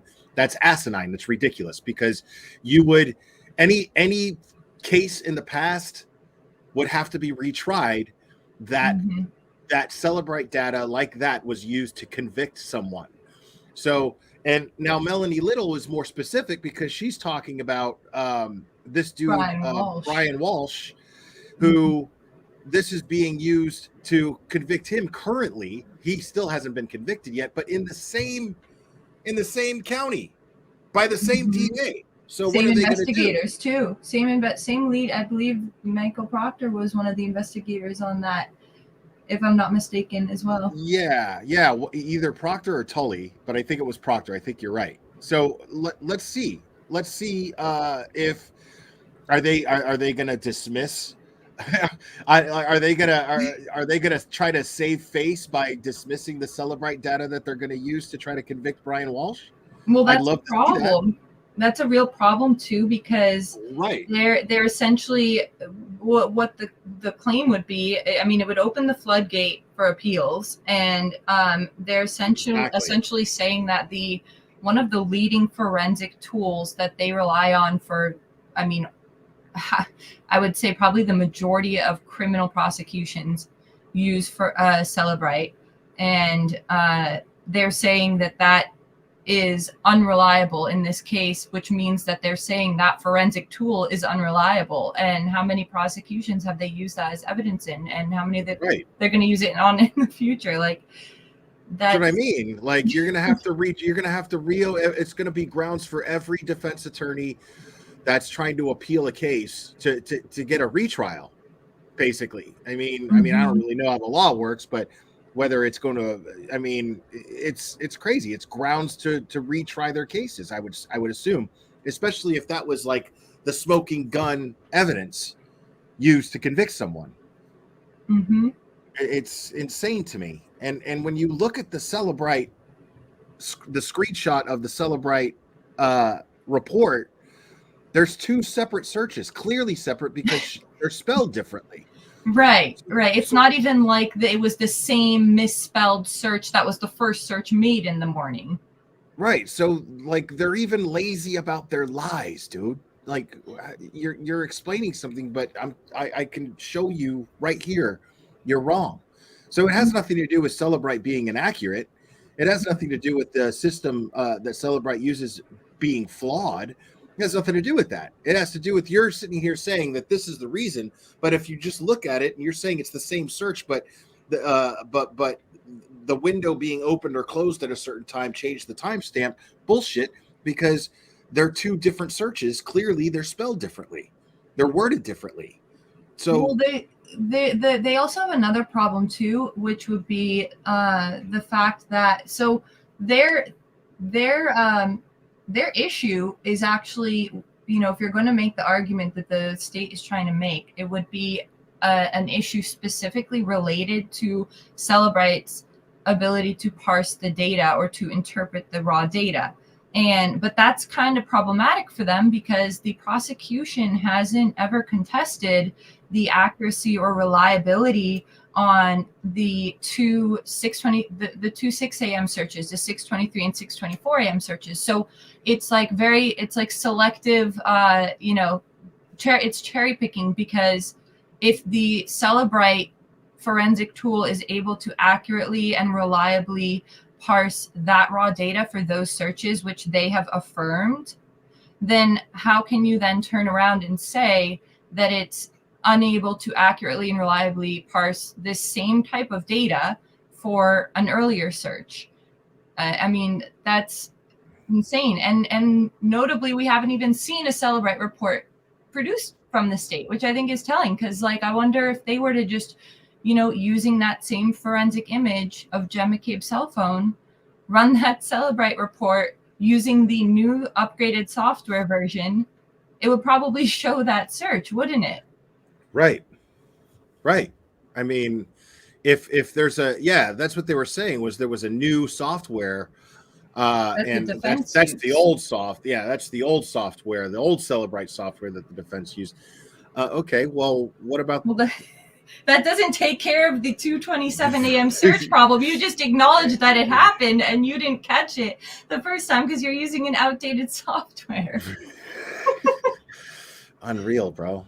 People are killing me. Trial. Take a look at the screen. This is what the Commonwealth of Massachusetts is saying about all of that. The Commonwealth ran Miss McCabe's phone through a Celebrite reader that was created on May 4th, 2022. The defense expert used Celebrite Physical Analyzer, a newer updated version of the software, uses to download it. The purportedly incriminating search in question does not appear in the downloaded material using the earlier version of the software and therefore was not in the earlier extraction. The updated version of Celebrite that was not in existence at the time of the trooper's initial download does show such a search. However, the Google search, how long to die in the cold, did not occur at 2:27 and 40 seconds a.m. Okay, let's bring back in our guests, Jennifer Koffendorfer, Melanie Little, and Peter Elkin, who's joining us by phone. Jennifer, do you agree this search is the key? Did it or did it not take place at 2:27 in the morning, 3.5 hours before John O'Keefe's body was discovered? No, it didn't take place then. This is That is when her Safari was open. It copied to a WAL file. And at that point, the other searches that were made after that all have that timestamp. She made that search after she and the Jen McCabe and Karen Reed and the other occupant arrived. And Karen Reed was screaming, "Oh my gosh," because they just found him. How long does it take someone? Google it. And then that is when Jen McCabe went in and did that. And that's what the evidence Today, Junior? Furthermore, Benny, just from a common sense standpoint, they're alleging that all of these people in this house. She keeps saying that just from a common sense standpoint. Like, to me, that's just like that explanation. Every time she says that, just from a common sense standpoint, she's going to say something very, very Plevin-esque. That is like, that's like, well, if you look at the statistics, the mathematics, the chances of this being the case are very slim. Gives a fuck about the chances. The data, homie. The data, the proof says so. it's like the person or the friend who tells you, like, I'm a very honest person. You know, it's like, okay, just show me that you're not. Like, why are you telling me that? Like, doth protest too much? Right. Exactly. Like it's very, and it's so, yeah, it's very common sense. Like she's trying to manipulate. No, okay, it's buzzwords. Yeah, it's not. It's the opposite of common sense. It's like there was this one creator, and she would constantly say, "You have to be a critical thinker." And it's like, no, you're teaching people to not think critically. You're teaching people to swallow your bullshit. It's thinking critically means that they would question your asinine theories. An ATF agent, a decorated police officer, a 17-year-old, a dog, and several women beat this man to death and threw him on the front lawn. Calm down. Why would you even Google that? Calm down, bro. She just got heated as fuck. Hold on. Let's listen to her one more time. I just love it. To a wall file. And at that point, the other searches that were made after that all have that timestamp. She made that search after she and the Jen McCabe and Karen Reed and the other occupant arrived. And Karen Reed was screaming, "Oh my gosh," because they just found him. How long does it take someone? Google it, Google it. And then that is when Jen McCabe went in and did that. And that's what the evidence, I believe, will show. Furthermore, Now, we don't have the whole recording, but nowhere in that recording that we listened to where that would have taken place, I would think, common sense would tell us, right? Mm-hmm. That would have happened because we saw we heard when she got out of the car, ran over to John, was screaming. At no point did she say to Google how long to die in the cold. She was screaming over and over again and trying to save his life. Yeah. And also, this is something that I elaborated extensively in the tweet that I sent you, but I'll just touch on it really quickly. And if you want to be commonsensical about this issue, then you could just look at the mere fact that by the GPS data, they arrived at where they found John at 6:03:05 a.m., called 911 at 6:03:47 a.m. upon finding John O'Keefe's body. And Jen McCabe and the prosecution have argued in numerous filings that Jen claims that Karen asked her to Google this right when she finds John's body. First of all, that makes no sense. Like, the first thing that you would ask someone to do is call 911. But not at all. Furthermore, that's problematic because Jen didn't make those Google searches until over 20 minutes later. So Right. She would have had to have made those Google searches at 6:04 or 6:05 or 6:06 a.m. for her story to make any sense, or even after she gets off the phone with 911, which is like 6:07. But she doesn't make them for another 20 minutes. And at that point, all the first responders had long been at the scene. People who'd be well more equipped for a question like that. And Karen, if you remember, we have that recording of them finding John from the voicemail. That means she left her cell phone in the car, right? That's why it captured Jen making the 911 call. So that means Karen didn't have her phone to make that search if she allegedly asked for Jen to make that search, right? That's the assumption. Well, then Karen would be reunited with her phone 20 minutes later. So none of it adds up, but just the fact that the search was made over 20 minutes later means that's an inconsistency, and that's a problem. Right.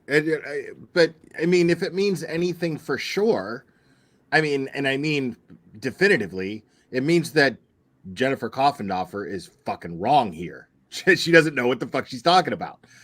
Because I don't even think that she's even aware of that fact, that there's such a discrepancy in timing according to Jen's story and the reality. Right. I don't even get the impression that she has even looked at Jennifer McCabe's phone records of that morning. So just from a common sense standpoint, they're alleging that all of these people in this house, an ATF agent, a decorated police officer, a 17-year-old, a dog, and several women beat this man to death and threw him on the front lawn. Why would you even Google that? You would have thought he's dead. He's got a busted cranium at that point. So it doesn't make any sense. It makes perfect sense, Jennifer. I'll explain. the reason why they would do that is because they've already decided that they were going to frame Karen for it. And in the process, they figure, okay, well, we want to make sure that he's going to die. And if he dies out there in the cold, we want to know how long it's going to take so that we can properly put this shit together and pin it on Karen and keep it off of our necks.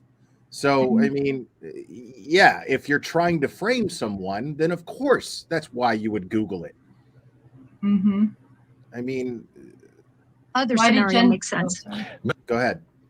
I was just going to say, why did Jen McCabe also at that same time take 2 screenshots, which she had deleted, and send 2 text messages, which she also deleted? So we don't know who the text messages were to. We don't know that the screenshots were of, but one could, surmise based on all the context that she, based on the time she unlocked her phone before making the Google search, taking the 2 screenshots and sending the 2 text messages, which she all were deleted between 2:23 and 2:27 a.m., that presumably, on Jen McCabe's phone, what was being done was that Google search was being made and a screenshot of the search results was taken and potentially sent to someone in a text message that was later deleted. But, the defense will probably have their hands on that information now that they're getting the cell records directly from the provider. Right. And the, as far as hold on. Bill Joliemore, thank you. Why would Karen ask how long it takes to die in the cold when John was still alive? Well, to see if there's a chance, just to play devil's advocate and answer your question, and thank you, Bill. To play devil's advocate, just to see if there's a chance of him surviving, to make sure that he's not going to die. That would be why I would think. I think your first mindset is on keeping him alive. Call 911. It's so unbelievable. She says the first thing. According to Jen and according to Jen and according to the EMT, well, according to Jen anyway, she asked this after the first responders had already arrived. She asked her to Google this after the first responders. No. Here's what it says directly from the court records. It says, okay, when they're driving around, searching, whatever, Miss McCabe stated that just prior to 34 Fairview, there is a cluster of trees, and immediately the defendant stated that she saw the victim. This statement initially confused Miss McCabe and Miss Roberts, as they were unable to see Mr. O'Keefe's body lying in the snow. Miss McCabe stated that the defendant screamed to open the door and ran directly over to the body near the cluster of trees and laid on top of him for warmth and began CPR. Miss McCabe stated that the victim was lying on his back, covered with approximately 6 inches of snow, with his phone on the ground underneath him, which I don't know how you can see through a person to see it underneath them. But anyway, the defendant yelled. Jennifer said that? I mean, according to the documents, it says, yeah. That right. The statement that she didn't sign. Right. The statement that she didn't sign and wasn't recorded. And wasn't recorded says that Jennifer McCabe says that John was laying under 6 inches of snow with his cell phone laying under him. Yeah, Miss McCabe stated that the victim was lying on his back, covered with approximately 6 inches of snow, which is directly refuted by the surveillance footage that came from the defense, from the ring system of Karen backing out right before, when she goes out to first start the search. I mean, you can see on the driveway, it looks like there's an inch or two, maybe at most. Maybe. But yeah, so with his phone on the ground underneath him, which, yeah, that's interesting. But then it says the defendant yelled at Miss McCabe twice to Google, how long do you have to be left outside to die from hypothermia? So you're telling me the first thing upon finding John that Karen is screaming is not call 911? I mean, that is unbelievable. It's right. Crazy. It doesn't add up. Now, I mean, it would make her look guilty. Sure. It would make it look like the only reason she would do that is if she was trying. Again, I'm always going to play devil's advocate here. But the only reason that she would tell her that is if she already knew that John was there because she knew that she hit him. And and this was all a big act to be dramatic and run over to his body screaming and blah blah blah. Well, then and why would she on even the go show. out looking for him? Why would she bring witnesses to, you know what? I mean, why would you bring witnesses to, and then start admitting that I hit him? I mean, none of it adds up. You know? Agreed. But again, those are the things that make her look guilty to the people who think that she's guilty. You see what I'm saying? Well, would it make her look guilty to ask that question? Like, it's a weird question to ask, but I don't know that that makes Karen Reed look guilty. But you know what certainly makes someone look guilty? Googling that at 2:27 a.m. before the body is found. And so it's like, in my opinion, it makes a lot more sense if you're one who's done that to come up with this cover-up plan. Well, that's what I'm saying. If you're not reading these documents and you're just listening to Jennifer Coffendorfer, then yeah, that makes her look guilty. You know what I mean? But I mean, all you have to do is read. Just fucking read. It's incredible to me. Melanie Little, your thoughts about this Google search? So many thoughts. Well, first of all, so many thoughts. Hold on. Let me sift through all the insults that I had in my head of Jennifer real quick. Okay, let me get to okay, here we go. Defense obviously has an expert who completely disagrees with those findings and says that that search was absolutely made at 2:27 a.m. Not only was it made at 2:27 a.m., but then that search was actually deleted from Jen McCabe's phone before she turned over her phone to law enforcement 4 days later.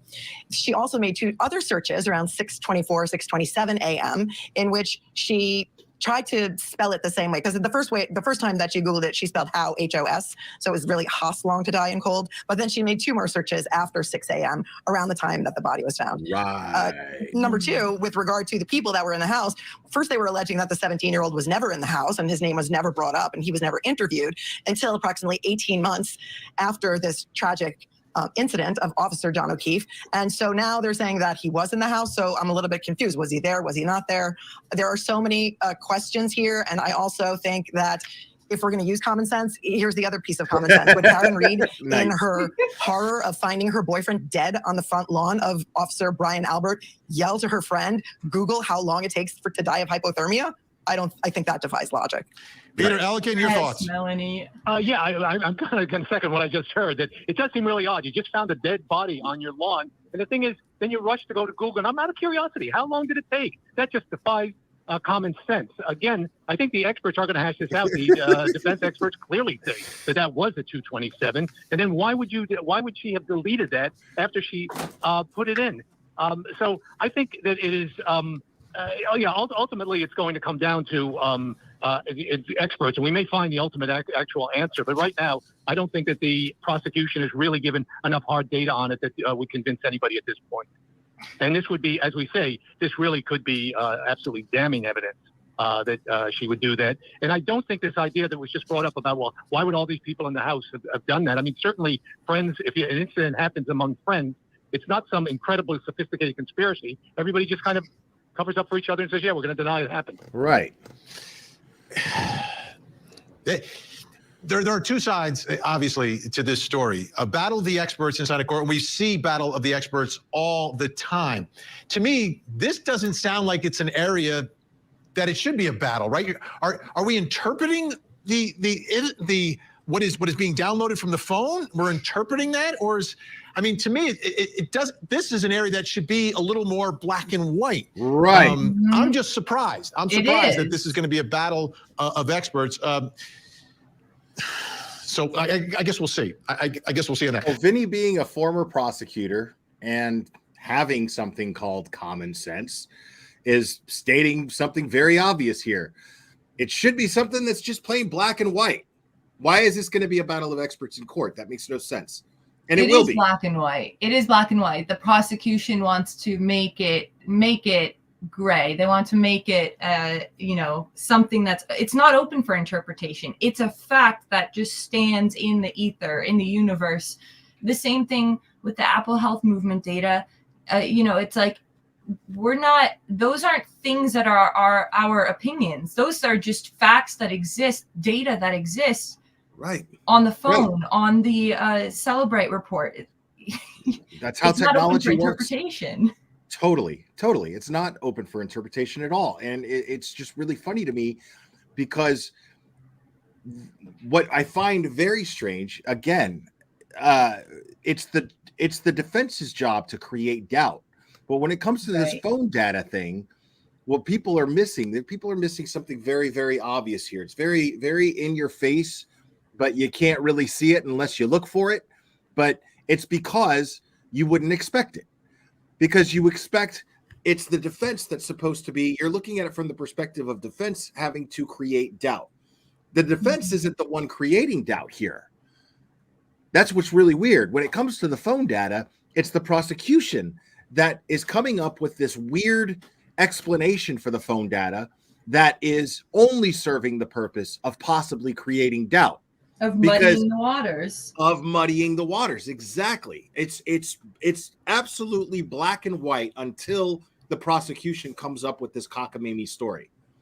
So that seems to be a theme with a lot of things in this case, not just the phone data. You know, I mean, the defense, they're the ones who want the evidence, they want the data, they want, like, unseal the information, unseal the documents, unseal the. Why do you want the Canton Animal Clinic or Canton Animal Control records sealed? You know, like, once they were finally finally approved by Judge Bev Canone to, you know, the defense to have access to those, which it's like, why would you care to not let the defense have access to that if you're actually, you know, this is an honest prosecution and you believe in your case, and the defense has this theory, just debunk them, let them have access to the records. If you have a solid case, that should be, you know, like, let them indulge them in having those records. It's not like you're protecting a person's privacy in that case. It's a dog, right? So it's like, with everything in this case, the prosecution wants to muddy the waters. I mean, how did they? That's what I'm saying is so telling. Why is the prosecution muddying the waters? Yeah, why is the prosecution concerned with muddying the waters when it's the defense's job to do that? Why is the defense the one?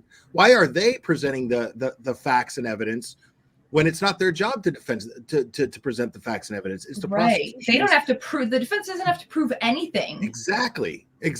And yet everything, all of the solid evidence that could be backed up with data is coming from the defense, whereas the prosecution seems to be on the defense from what the defense is presenting. Right. So it's really, really or they've bizarre. lost all the data, or they've lost the surveillance footage, or what have you. Or they never bothered to collect it. Right. You know. Mm-hmm. There was one other issue about what this data is going to say. Is there going to be evidence that whoever had the phone is walking around or not walking around? Jennifer, your thoughts on that area, that it seems that this Apple Health data will be very significant here. And that may be, I think, more up to interpretation than like a timestamp. Well, the Apple Health data is not going to be as reliable as the digital forensics from his phone. And that forensics is going to show that, no, there were no steps taken or anything else. It's going to be that it was there and underneath them as was found. Oh my God, can you pause Melanie, it? what are your thoughts about the Apple Health data? I think you're going to have the defense saying that there's evidence that he's taking steps. He's taking 80 steps. The other side obviously is going to have a different interpretation. Evidence, it's not, my bad. Is there going to be evidence like a timestamp? Well, the Apple Health data is. Okay, go ahead. I'm making more coffee, so go ahead. I'm going to play that again after you rebuttal that, but go ahead. Well, I mean, it was just such a bogus statement, because she says that the Apple Health data is not going to be as reliable as the digital forensics. The Apple Health data quite literally is digital forensics. Digital forensics encompasses all of the digital data that is being used in a court of law. That's what forensics basically means. So I don't know, like, what she's trying to say with that, but there's a really important point about the Apple Health data that I think a lot of people and Jennifer Koffendorfer, I'm assuming, has overlooked, and that is the Apple Health data is not being offered for the purpose of like showing a precise location of where John O'Keefe was at a certain time. It is being used to show that there was activity ongoing on John O'Keefe's cell phone after the time the state has alleged he was killed. And why is that important? Well, because they're relying upon the so-called GPS data from John O'Keefe's phone as the compass, essentially, no pun intended, but like the thing that is telling you if he's still alive or not, if there's still movement via the GPS data. But the problem with that is that the GPS requires a network signal. The AGPS on iPhones, it's a hybrid GPS system, requires connection to a network in order for it to function. And so you can still have your phone on and you can still be alive without your phone being connected to the network. And also, where's the proof that John O'Keefe had the phone on him? First of all, I don't even know that that was established at the point that they're alleging he was killed. But furthermore, Apple Health data does not require any network connection for it to still continue collecting data. So if you're still moving with that phone, you're taking steps, you're walking upstairs, and maybe that, let's say the phone is on airplane mode, that phone is still going to be collecting Apple Health movement data, but it will not be collecting GPS movement data. And that's very important, because if that's the thing that you're using to guide whether or not the person is still moving and alive, or their phone is still moving and alive, then you have a lot of problems there. And particularly given the fact that John O'Keefe's GPS movement data stopped so suddenly, abruptly, at 12:25 and however many seconds, I forget what it was. And then it starts back up abruptly at like 6:15 in the morning. However, there are steps taken after it abruptly stops at 12:25 a.m. There's 31 steps taken at 12:32 a.m. And then there are also steps taken before the GPS data starts moving at 6:15 a.m. The phone starts logging steps at 6:04 a.m., right when John is found, which is curious. And it starts moving 10 minutes before it starts showing any GPS movement. So that's why GPS is not reliable, because did they even look into whether his phone was turned off, whether it was put into do not disturb mode? You know, was there something that affected its network signal? Like, those are all very relevant things. And lastly, John O'Keefe's phone also answered a phone call from Jem McCabe 4 minutes after the state alleges he was killed at 12:29 a.m. He answers a phone call for, I think, 8 seconds from Jen McCabe. So that's, I mean, how do you explain that away? That's not a butt dial. He answered it. Like, if Jen McCabe butt dialed it, John's phone still answered it.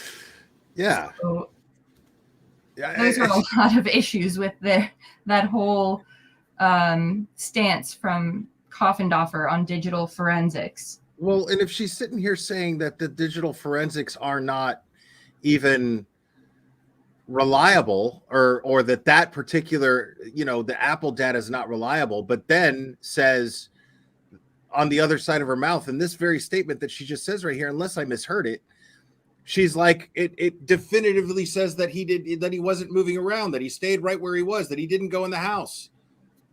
So also, Jennifer Koffendorfer would be hard pressed to tell anybody what digital tool did they use to analyze John's GPS data from his phone, because they didn't use any forensic tool.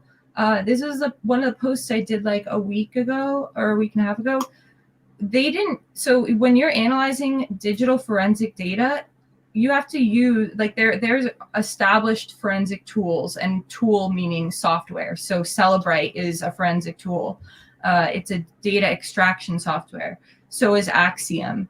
But when it comes to analyzing and parsing GPS and location data from a phone, one of the well-known, often used forensic tools to parse that data is called CellHawk.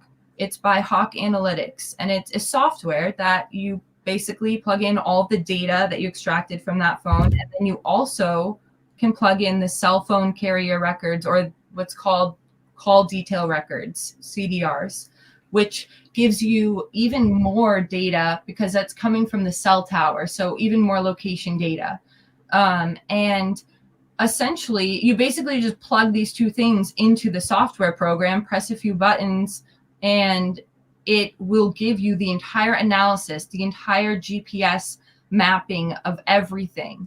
And the way that they parsed or interpreted the GPS data from John O'Keefe's phone was Michael Proctor and Nicholas Guarino physically went to 34 Fairview with, I don't know, yardsticks or measuring tape or something, and they used what's called the SAR Topo app, which is not a forensic tool nor software. It's a consumer-based app that's now defunct. I think it was folded into the Cal Topo app, and it's a search and rescue app, but it's also used commonly like as a recreational app for hikers and stuff. And they used that where they plugged in the location GPS points from John's phone, but they didn't tell us which points that they decided to use. So, I mean, they could have used not all of them. We don't know. And they plugged those in to then get the coordinates for where that point would be located in the front yard. So, I mean, this is a technique that is riddled with the potential for user error, but also notably, it doesn't even factor in the very important part of GPS data, which is the degrees of accuracy. And that means you may have a location data point that is longitude and latitude, so you have the exact coordinates, but there's another thing that GPS data points have, and the degrees of accuracy tells you, let's say the degrees of accuracy is 30 meters for one data point. What that means is the radius of extending off of that plotted data point is 30 meters. And then you draw a circle, and the perimeter of that. Right. And the phone's location 30-meter perimeter. Exactly. And at that exact moment in time, the phone's location could be anywhere within that circle. It's not that it is at the exact coordinates. It could be anywhere within that exact circle. So if you have a circle that is overlapping with a house, then, but if you're only mapping when you're physically going there and plotting the furthest point in that circle from the house, then of course you're going to be able to show that John O'Keefe didn't go in the house, because that's selective. That's not a digital forensic technique that can be repeated, reproduced. It's not credible. It's not reliable. I don't even know that this would be admissible, because I've never seen investigators use a SAR Topo app to interpret GPS data forensics in a criminal investigation. I mean, that's just insane. It's like it's mind-boggling. Sorry, I just went down a whole. No, I'm glad you did. I'm glad you did. And the chat is too. Dee Marie, thank you so much. Lindsay Clancy case, her attorney is Kevin Reddington, who is also Jennifer McCabe's. I actually cared, maybe too much, about what they did to Chloe. Jennifer Coffin dildo sucks. Olivia and Will forever. Oh my goodness. All right. Thank you so much, Dee Marie. This is just insane. Is not going to be. Let's hear what she says here again. It's reliable. Like, be very significant here, and that may be, I think, more up to interpretation than like a timestamp. Well, the Apple Health data is not going to be as reliable as the digital forensics from his phone. And that forensics is going to show that no, there were no steps taken or anything else. It's going to be that it was there and underneath them as was found. Okay. See, the problem I have with that statement, besides the obvious that it's coming out of that face, is that be nice. She's saying that the Apple Health data is not reliable. You know, I mean, but the forensic data that they're going to collect is going to prove that he didn't go inside that house. Okay, so now if she's saying that you can't prove with the Apple Health data that she that he was inside the house, right? You can't prove that. And yeah, that he went up these stairs and blah, blah, blah, blah, blah. But once the GPS, or not GPS, she didn't say that. She said once the forensic data from the phone is released, which is like you explained earlier, that's exactly the data that they're going to use. Is the any Apple data from the phone, by the way, is digital forensic data. Sure, right, exactly. Of course they're going to use that, like, because it's like, and you just explain, and just for the people in the back, and just for the cliff notes of your explanation, I'm going to say that if they do a GPS, they're not going to pinpoint with GPS, like you said, exactly that he was in the house. There's going to be that perimeter area that it could be anywhere within that perimeter that they locate, because it goes by, I guess, pings or whatnot. Degrees of accuracy. Well, yeah, but also the thing that's important about that is they didn't even factor in the degrees of accuracy in their analysis of the GPS data. So they just plotted points. They didn't plot, basically, if you see the GPS, maps of this before, you'll see like a lot of like concentric circles or different size circles, right? They didn't even plot the circles. They just plotted points, essentially, which is very problematic. Right. So again, Jennifer doesn't know what she's talking about, because that forensic data, which would be the Apple Health, would be the most accurate way to pinpoint where he was, or well, it'd be accurate. Well, here's the thing: the Apple Health data shows us that the phone was still moving around and doing stuff after the time that the state alleges he was killed. So how do you explain that? Right. Explain that exactly. So are you just going to say that Apple Health data isn't? So are we going to?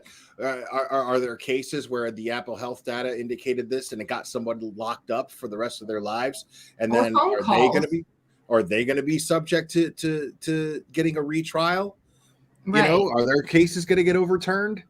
Well, it wasn't just the Apple Health data. It's also the phone, like our incoming phone calls, phone logs, also unreliable, because that's what you're saying here, right? And the other problem is the state's rationale for why the Apple Health data should not be used for showing that John O'Keefe was actually alive after they say he was killed is because they say in the morning, well, the Apple Health data continues to show movement in the morning after John O'Keefe was pronounced dead at 7:50 a.m. It keeps showing steps until 11:56 a.m. Well, that's because of their own investigators' failure to properly secure evidence. But that doesn't mean that data source is unreliable. It was actually still accurately logging movement based on whoever was carrying the phone, right? Right. We know that John O'Keefe wasn't carrying the phone at that point. So, but the other problem with that is that phone was presumably also showing GPS location data at those same time points when it's taking steps in the morning after John O'Keefe's been pronounced dead, because we know it's moving because it's still taking steps. So that means that by their same logic that the GPS data is unreliable from the night before, because it's also probably showing GPS location of at the hospital or wherever the investigator who's moving around with the phone is in the morning. That means the GPS data then is unreliable according to the state standard. So let's just let Brian Koberger go right now. I mean, let's just let him go. What? Yeah, because a lot of the evidence is GPS data putting him in the location, not just at the time of the murder, but at the time of. You're saying okay, yeah. Because that's the road. That's the road it goes down, right? Right, that's what I'm saying. I mean, they based on GPS data, they got him watching the house. They got him at the house. So, I mean, let's just let him go now. if this is unreliable, according to Jennifer. Well, Jennifer is saying it is reliable, but she Coffendorfer. doesn't even realize that the GPS data wasn't even forensically interpreted. So, I mean, like, it's actually not forensically, it's not admissible as digital forensic data. So, like, that's a problem there. Christ, dude, this lady kills me, dude. Melanie, what are your thoughts about the Apple Health data? I think you're going to have the defense saying that there's evidence that he's taking steps. He's taking 80 steps. The other Apple Health data. I think you watch Melanie. Watch Melanie. She had this look on her face like, God, the stupidity that I was just listening to. Like, oh, what? Watch. She goes from Jesus fucking Christ. Oh, it's me now. Okay, watch. Here we go. I think you're going to have the defense saying that there's evidence that he's taking steps. He's taking 80 steps. The other side obviously is going to have a different interpretation. I would submit to you that Apple data is pretty reliable, and that they have him climbing the equivalent of 3 flights of stairs after he got out of Karen Reed's car. Here's another issue that they're going to have is with these Google searches, you can't use them as a shield and a sword. Brian Walsh is also being tried in the same county in Massachusetts. And a huge part of that case is going to be the Google searches that he made after he allegedly disposed of his wife. So the Commonwealth is going to have a real problem if they think in Brian Walsh's case that those Google searches are going to be accurate and the timestamps on those are going to be accurate. But hey, in Karen Reed's case, they're not going to be accurate. Exactly. Peter Elkin, I'll give you the final word tonight here up in Boston. Same county. Mm-hmm. Prosecuting both cases, so like either they're accurate or they're not. Like let's you're in Massachusetts. I started this whole hour talking about Sacco and Vanzetti. Do you think we'll have a similar outcome here? Yeah, I think that there's a reason why the public, and you've mentioned this in other nights too, why the public is so championing her. She's getting applause, and she's getting and the town meeting where they all voted to do an audit of the police department, and the public sentiment is clearly on her side, and that's so unusual. And I think there's a reason for that. That there's just so much reasonable doubt here, and there's so much evidence showing her innocence that I think that's the reason why this is an unprecedented situation. We shall see. Where she's got so much support. We are out of time for tonight. Jennifer Coffendorfer, Melanie Little, Peter Elkin, experts, all of them. Thank you so much. No, not all of them are experts. No. Experts in Vinny. what? Right. Vinny, come on, buddy. Okay, so here, hold on. I mean, Melanie and Peter Elkin was hilarious, but Melanie's awesome too. I mean, they all are awesome because they show, Coffendorfer, for whatever side or position she takes, she is helping to expose certain problems with this case. I mean, the fact that the DA's office was in touch with somebody like her with 70,000 followers on Twitter, but they're complaining about other people tainting the jury pool. That's anyway. But hey, buddy. So let's read this tweet that you wanted me to focus on in regards to this particular issue that we've been talking about. So Olivia wrote here, if the world's leader in forensic data extraction analysis, aka Celebrite, used regularly by law enforcement agencies and prosecutions across the country and the world for its reliability and accuracy, isn't reliable enough for you, perhaps this is the nail in Jen McCabe's coffin. And now that the prosecution have reiterated it in several presentations in their court filings and based on Jen McCabe's grand jury testimony, including their more recent opposition to Karen Reed's defense appeal to the Massachusetts Supreme Judicial Court, now is the time to expose it. Based on Jen's phone data and police logs, we know that Jen with Karen and Carrie Roberts was in the area of 34 Fairview at 6:03 to 6:05 a.m. and called 911 at 6:03 to 6:47 a.m. upon finding John O'Keefe's body. Jen McCabe and the prosecution have argued that the reason for Jen McCabe's incriminating Google searches is not that she made the search at 2:27 a.m., but rather because she made them at the time she claims Karen Reed allegedly asked her to Google how long to die from hypothermia.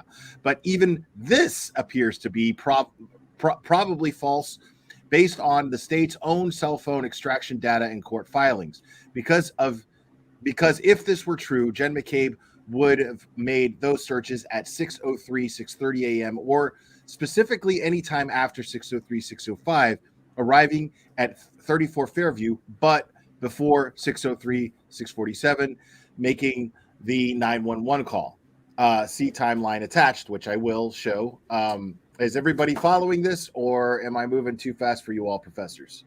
Jen McCabe tells us herself, based on the prosecution's court filings, e.g., the statement of case memorandum, oppositions to the defense's Rule 17 motions, and opposition to SJC appeal, and directly quoted from them, the defendant yelled at Ms. McCabe twice to Google, "How long do you have to be left outside to die from hypothermia?" or something to that effect, immediately upon finding and running over to the victim, John O'Keefe, and before Jen McCabe calls 911.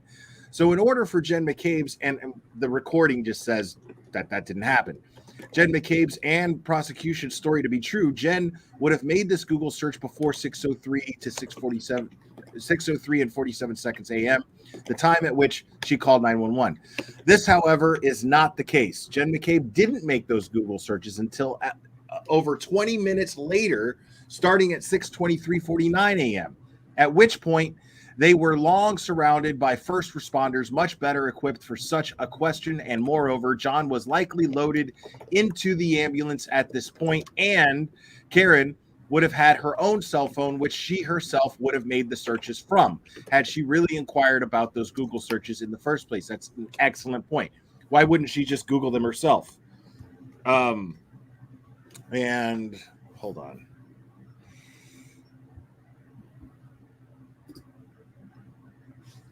Yeah, no, we're Oh, sorry. I sent you something for after. Furthermore, who on earth believes that the first thing Karen yells out upon finding John's bloodied and dying in the cold is anything other than call 911, which was discussed on that panel? So Melanie and the other gentleman, I forget his name, agrees with you. Jen's claim of Karen asking her to Google that is further uncorroborated by Carrie Roberts, reported hearing nothing like this, who would have similarly heard this given they were all present, and both Jen and Carrie said Karen and Carrie ran out to John to administer aid, warmth, CPR. Instead, according to the Commonwealth statement of case, Miss Roberts stated that they immediately began CPR and Miss McCabe called 911, which is what the recording confirms. So here's the phone records of Jen McCabe right here. Or no, I'm sorry, this is a timeline. Yeah, so I made that timeline, and the reason why I wanted to do it was because I just wanted to like visually emphasize just how much time passes between when it's alleged that Jen claims that Karen yelled out for her to Google how long to die from hypothermia, which would have been right before 6:04 when she calls 911. And when she actually makes those searches for, well, how long to digest food, and then how long TI die in CIKD, and then the third search is spelled the same way as her 2:27 a.m. search at 6:24:18. So that's why I was putting all those data points like on this timeline, because it just doesn't add up. I mean, if that were the case, then she would have made that Google search, presumably when Karen asked her to, or after she got off the phone, right? And yeah, I mean, I attached the other documents and stuff too, showing Carrie Roberts' statements and how she doesn't corroborate that claim. And Jen McCabe also even contradicted herself in one of her own interviews, which I think was the one with Kathleen. I think it's Kathleen Prince. Sorry, I got to trooper. interrupt you real quick. Sure. Sherry, do me a favor and share. Here, actually, let me just go ahead and do this real quick. Oh, you want the link to the tweet? No, let me get. Hold on. Take Give me your time. 1 second here. Okay, I'm pinning. Okay. I pinned the wrong thing. There we go. Okay. I just pinned Olivia's Twitter at the top of the chat, so make sure to follow her on Twitter. I pinned Rob Rule's comment for some reason. I didn't mean to. Thank you for pointing that out. That's why I have a cherry calling me a dickhead in the chat. So hold on. Okay, got your attention. Yes, let me get back to this here. Okay, let's get back to this. Here we go.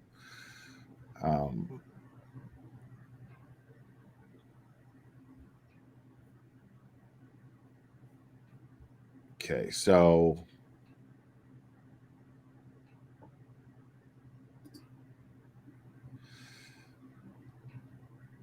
Actually, if you want, you can open up that link I just sent you. okay. All right. Because we kind of already went over the. I feel like we're beating a dead horse with the whole Google search thing. Okay. Okay, so what is it that you wanted me to highlight? Actually, go to the other document. I think it's like it's above the map picture. The second document. I got you. Yeah, exactly. Okay, so this one also. So this is directly from the state's GPS report from Nicholas Guarino and Trooper Michael Proctor, and I did a full post on this one like 10 days ago, January 9th. But I'm not going to read through the post, but just the important point that I wanted to make is based off of this GPS report, it actually, the state like disproves their own theory, because they claim here that so for people paying attention, you all probably know who Ryan Nagel is, the witness Ryan Nagel, but if you don't, he's basically in so much of the reason why I think Karen Reed is innocent is based on his statement alone. His statement is huge, and this will further show why. But I mean, just his presence there. So basically, we know that Ryan Nagel, he was in a Ford F-150 with two other friends of his, and Karen Reed, as we know, she kind of got lost, it seems like, right when she was close to 34 Fairview. And so she's making a turn from Cedar Crest onto Fairview Road, and Ryan Nagel and his friends are in a Ford F-150, and they are yielding to her to make the turn, and then they follow behind her. But according to Karen Reed and her defense team, Karen pulls up and stops at the end of the driveway. John gets out. It's freezing out. John's not wearing a coat. He probably runs into the house like most people would, and which I think would be corroborated by his Apple Health data, because I think he has a number of steps in quick succession around that time. I may be wrong, but that's besides the point. What's important about this point is Karen Reed then pulls up, it says in their GPS report, so I guess according to their GPS report, it says the phone finally stops in between 34 and 32 Fairview Road in the area of the flagpole and fire hydrant at 12:24 and 40 seconds. Okay, so remember that, 12:24 and 40 seconds. Right. Now, according to Ryan Nagel's statement, he is, at this point, he and his friends, they've pulled up at 34 Fairview at the end of the driveway where they now have Karen Reed's vehicle in their sights. And, you know, he's able to say that her taillights, everything were fully intact. But the problem here is that the state is saying, based off the GPS data, that the phone, so they stop and arrive at 12:24 and 40 seconds outside of 34 Fairview.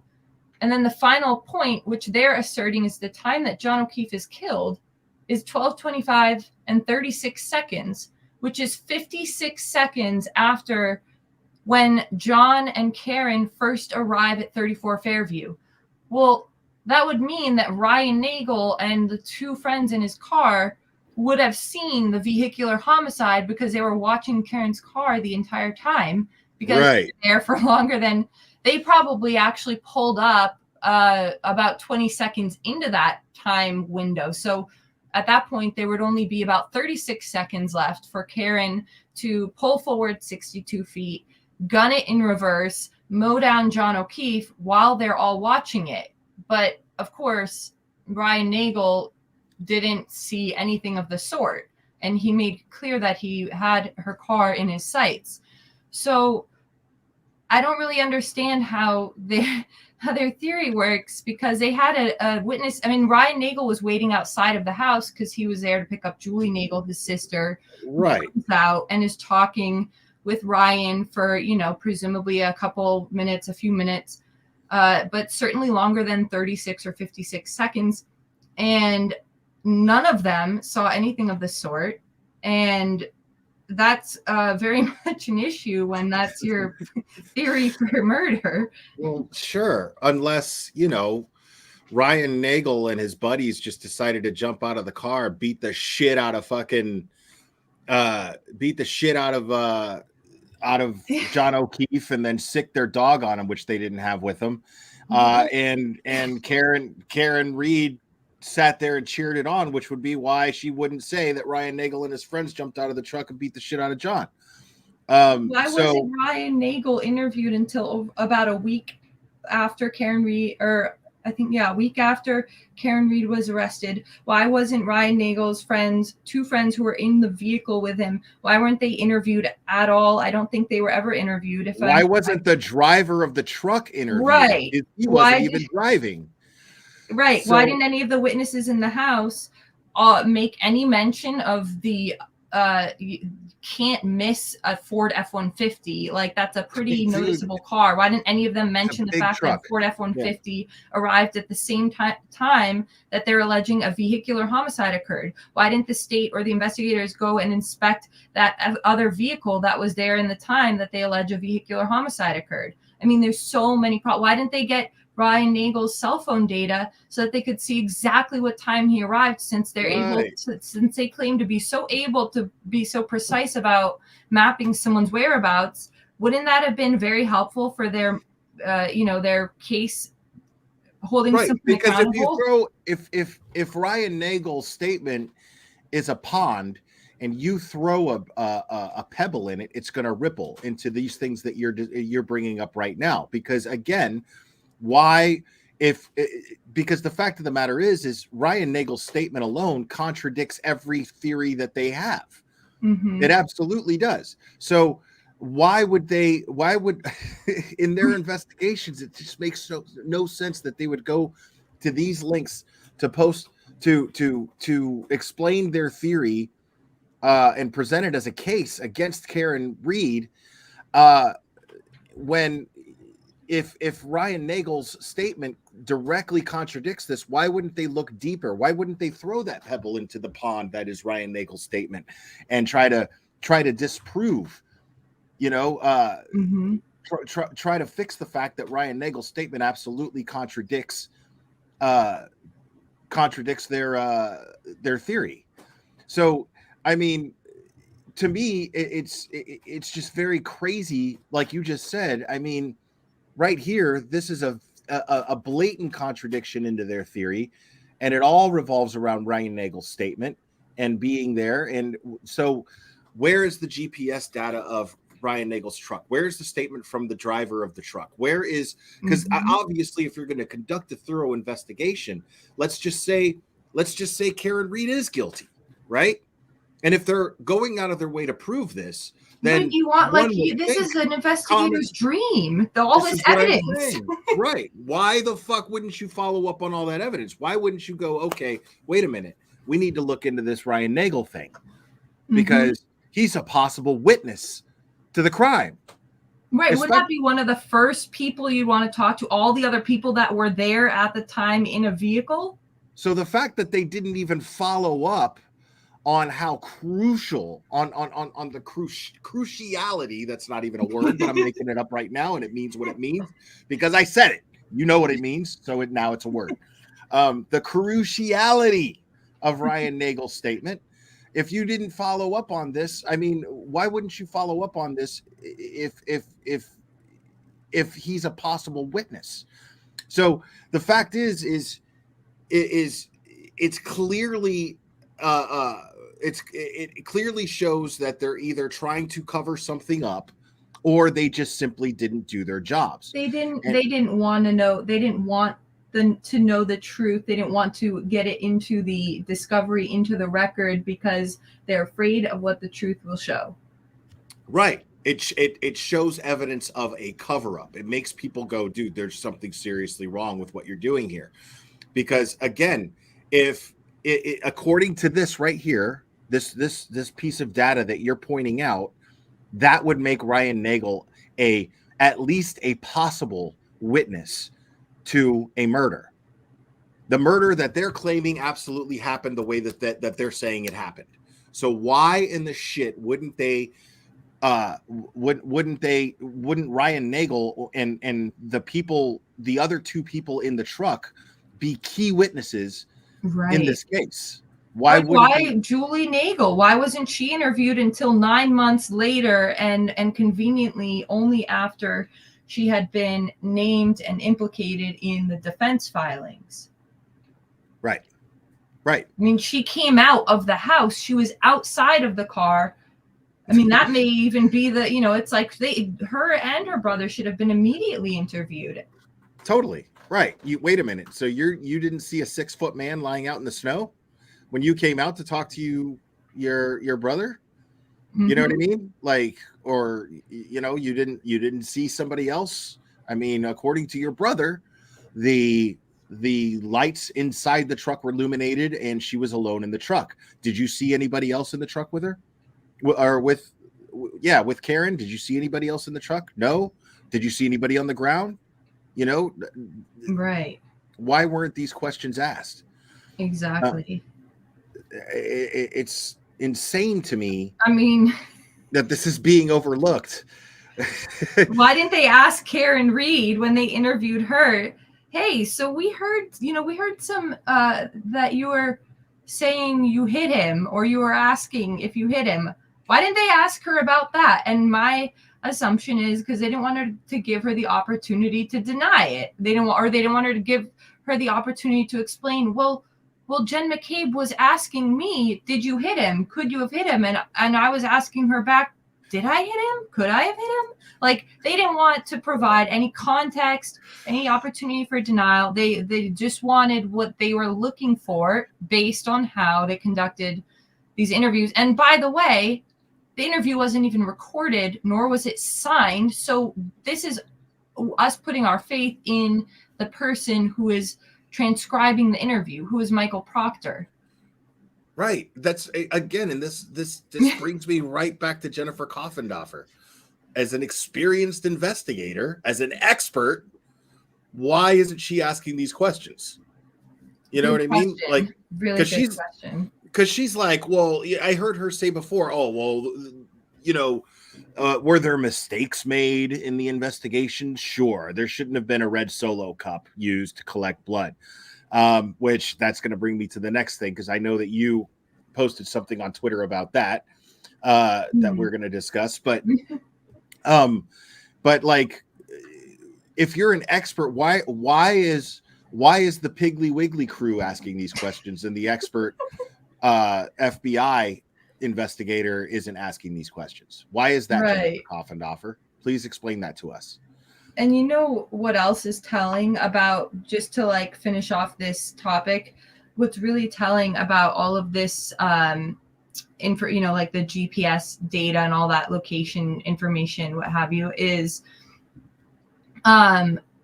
first of all, why they didn't have any of this information at the beginning. They didn't have this information, which they use as their rationale or their explanation for why they didn't search inside the house. They say, well, we have GPS data that proves he didn't go inside the house.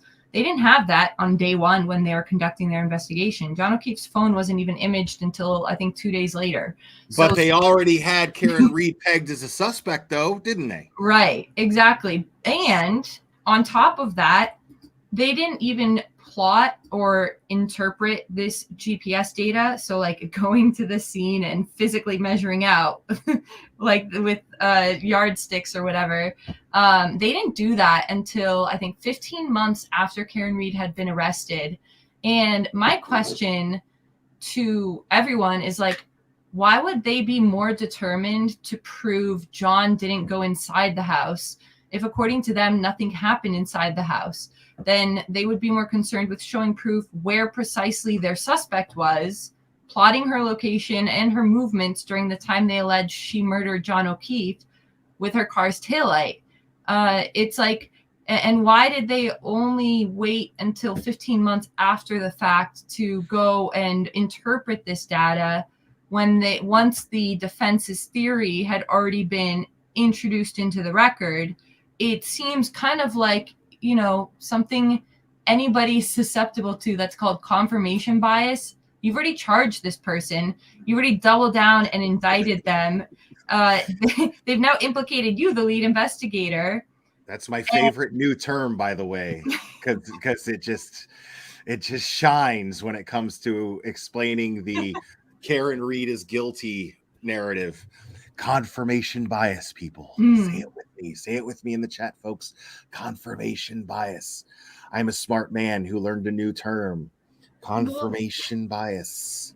It's like, of course, it's unsurprising that this report would confirm their bias, right? Like, that's not surprising. And I'm also curious if they are able to plot with such precision where John O'Keefe's exact location was based off his phone data. Why didn't we see that exact type of report for Karen Reed's whereabouts in her locations?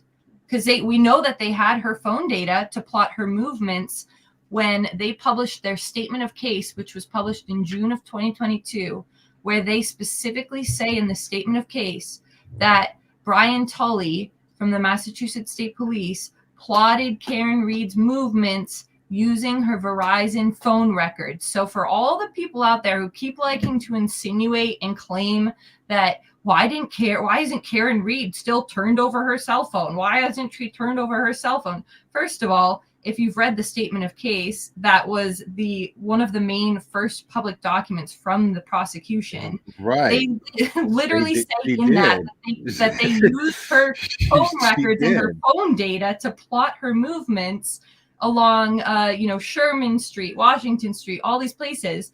But they can't show us the precision of Karen's location like they can John's. So that's a problem. And I mean, also, those people don't have any understanding of criminal procedure because it is not the defendant's obligation to hand over evidence that may incriminate themselves. This state had a search warrant for Karen Reed's phone since day one. I keep hearing that too. Why didn't Karen's defense do this? Why haven't they done that? Because it's not their job. It's not their place. And this is what they seem to keep missing. This is what I've been saying from the beginning. I said this when I had Turtle Boy on here. I was like, the one thing that sticks out to me, and I was still super green in doing my research on this case, still super green on it. But I remember saying then, I was like, it seems to me like the defense is presenting the most evidence when it's not their job to present evidence. It's the prosecution's. Why is this so backwards? Why why is the prosecution constantly seem like they're on the defense? There's something seriously wrong there. Right. And why is the defense conducted the investigation that the state should have done? And it's like, why does the state, the ones who we've seen actual data and evidence produced by have been the defense. And furthermore, based on the state's track record in this case, not that, like, we already know that Karen Reed, that the state had her phone data and her phone records from very early on as evidenced by their own public court filings. But let's just say that they still hadn't gotten her the phone data redacted of her privileged attorney communications. It's like, well, that first of all, like you're asking a defendant to turn over. Well, actually, it wouldn't even be her obligation to turn over. If they have a search warrant, they have it, right? But it's like the state has had a very bad track record in this case of somehow losing data, losing evidence, losing digital data and evidence that they just can't seem to explain what happened to it. They love to insinuate that, oh, this person may have deleted it, but we don't have any evidence that that happened, which if a suspect deleted Ring camera footage, they have evidence that that happened. And, you know, curiously, the state has failed to produce the full Ring system that they claim to have a search warrant to since the beginning. Why is it the defense asking for them to produce that evidence? Like the whole suggestion that Karen Reed went and deleted, you know, footage of her return home at 12:30 whatever a.m. From the Ring camera system on the house computer is so preposterous, because first of all, if the state actually believed that, then they would have, I don't know, gotten a search warrant for the home computer so that they could look into that. But they didn't, because they know probably what happened to that missing Ring camera footage. Because you know what else went missing from the exact same time, about 2 minutes prior to Karen Reed pulling into her driveway at her house, was the footage from the library camera that the state is the only one who had access to. And the state is the only one who had custody of the Ring camera system when this investigation began. So, you know, I think they know exactly what happened to that missing Ring footage from the house. Yeah, I mean, it's just so funny because, and I was saying this when I was discussing this with Turtle Boy, I was like, it just seems so weird that that the prosecution is they seem to be hiding things. Why is the prosecution hiding things from the defense? It makes no sense. It makes no sense. Like, I don't know, man. This whole thing is because just they don't have the right defendant. They don't have the right. They haven't charged the right person. That could be an explanation. Right, of course. I mean, that's what common sense would dictate. Sure. And I love the argument that it's like, well, only a guilty person would hire those attorneys. Like, no, not true. Let me explain to you what would happen to me if I was, if I, had the means, okay, and I was in Karen Reed's position, and let's say, Karen Reed is absolutely innocent. If I'm absolutely innocent and I smell being railroaded, cops start talking to me like I'm the guilty party when I was the only person trying to save the victim's life. I'm going to charged within like 3 days. Dude, if this happened in Florida back in like 2009, 2010, right? If this happened in Florida, it happened to me. If this happened to me in Florida around 2009, 2010, I would absolutely fucking hire Jose Baez as my fucking attorney if I had the means, simply because I'm like, okay, these people are trying to pin this on me, not just the cops, but the DA is trying to pin this on me. This is scary as fuck. So if I'm innocent, they're going to have to do dirty shit to prove in a court of law that I'm the guilty party. And that's not going to happen to me. So I'm going to find the dirtiest player in the game to be my defense lawyer. You know what I mean? So to me, that's not suspicious at all that she's going to find some hardcore, hard-hitting defense attorneys that are known to get even guilty people off. I mean, I'm not saying that they are, but that have defended people who we know are guilty, like what do you call it? Weinstein, Harvey Weinstein. I mean, just because they represented him, that doesn't make them scumbag attorneys. It makes them good defense attorneys. I mean, yeah, it makes them exceptional defense attorneys. And Totally. I couldn't agree more with you. It's like, why would, the argument being, why would someone go and immediately hire by the way, she didn't have all the defense attorneys she currently has in the beginning. She only had David Yannetti, and then Alan Jackson and Liza Little, their counsel was brought on, I believe, like in August, sometime around the late summer, if I'm not mistaken. But, like probably after the grand jury indictment, that would seem like the logical progression of events. But it's like, why would somebody go and lawyer up immediately with a high-profile criminal defense attorney if they're innocent? Well, the other alternative I could think to that is if they're being framed and they are innocent and they didn't murder their boyfriend, that might be another explanation. Right.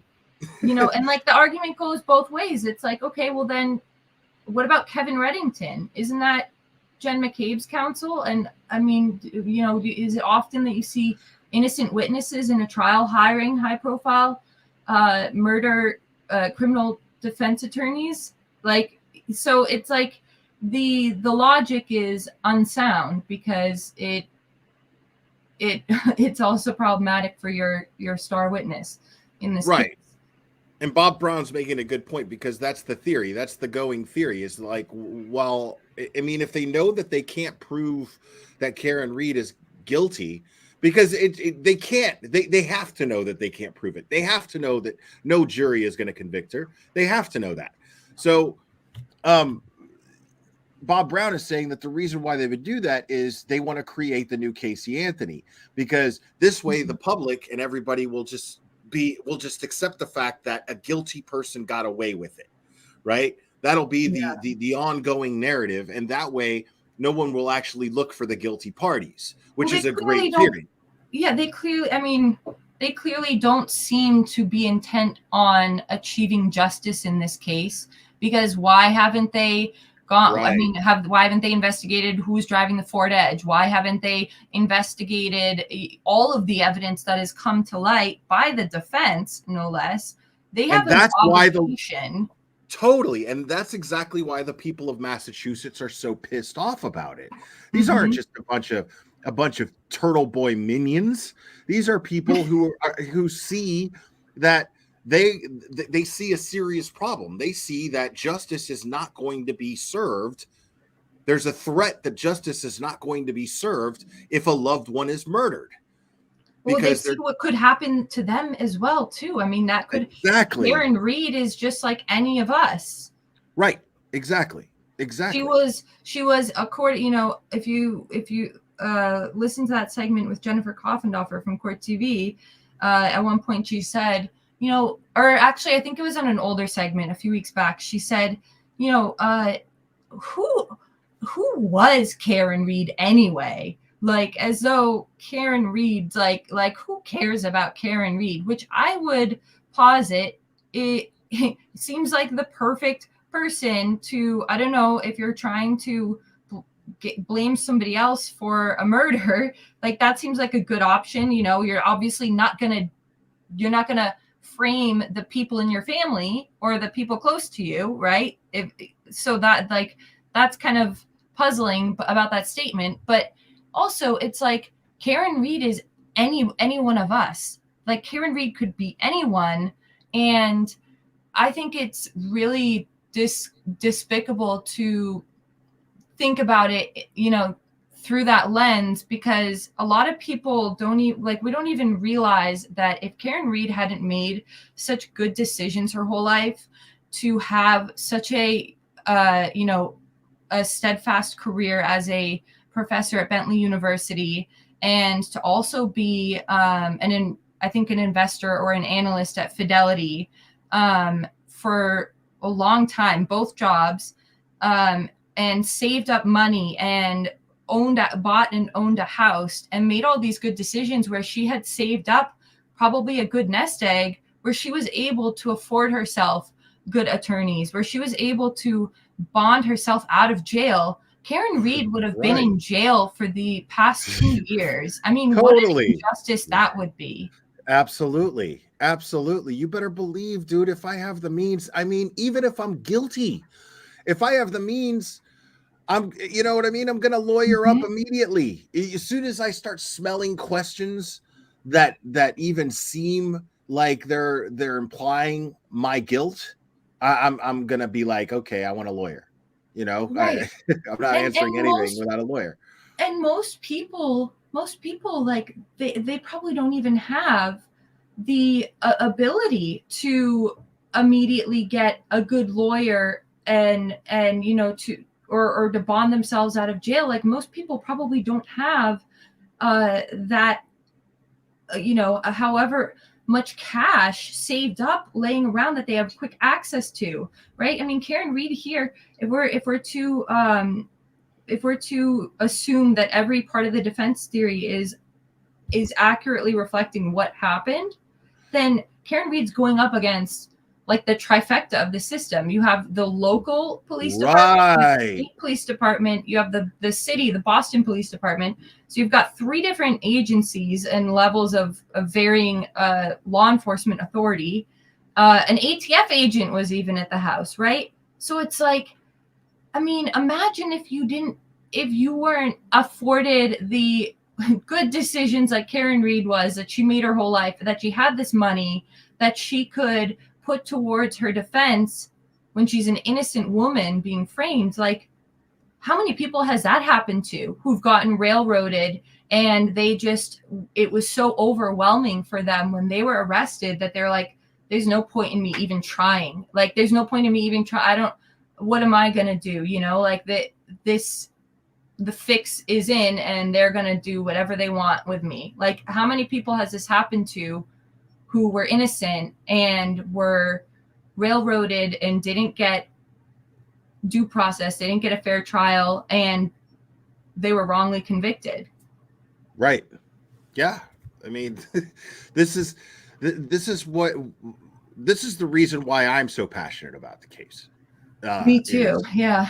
That in a nutshell is exactly why I'm passionate about this case, is because this could absolutely be anybody.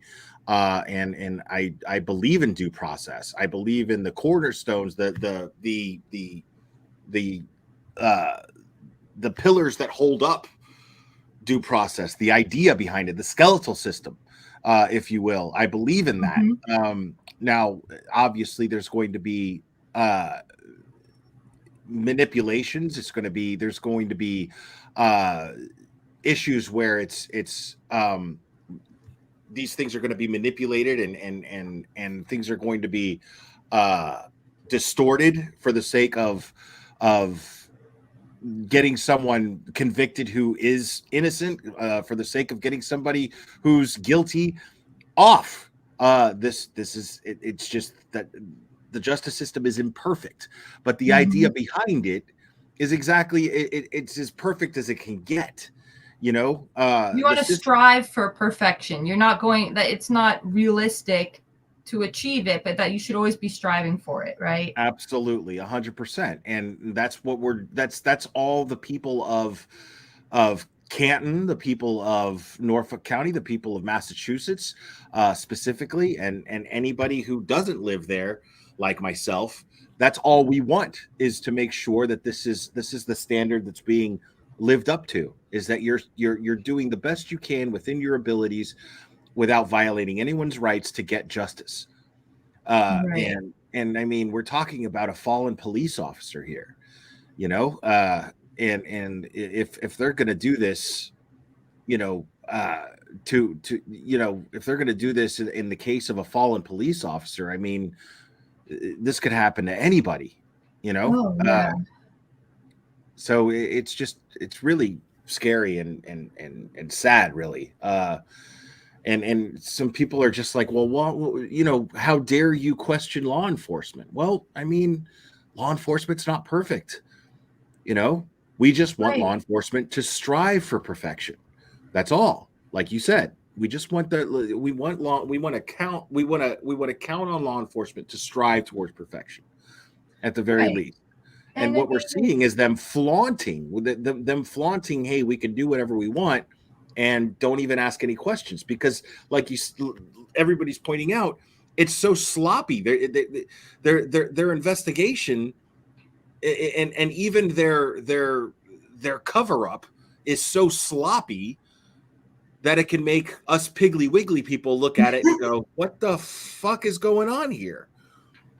Right. And I don't even know that at this point I would be so generous to say that it was sloppy, because I think that implies it was due to incompetence. And I don't believe, That's why I there's corrected overwhelming. myself. Yeah.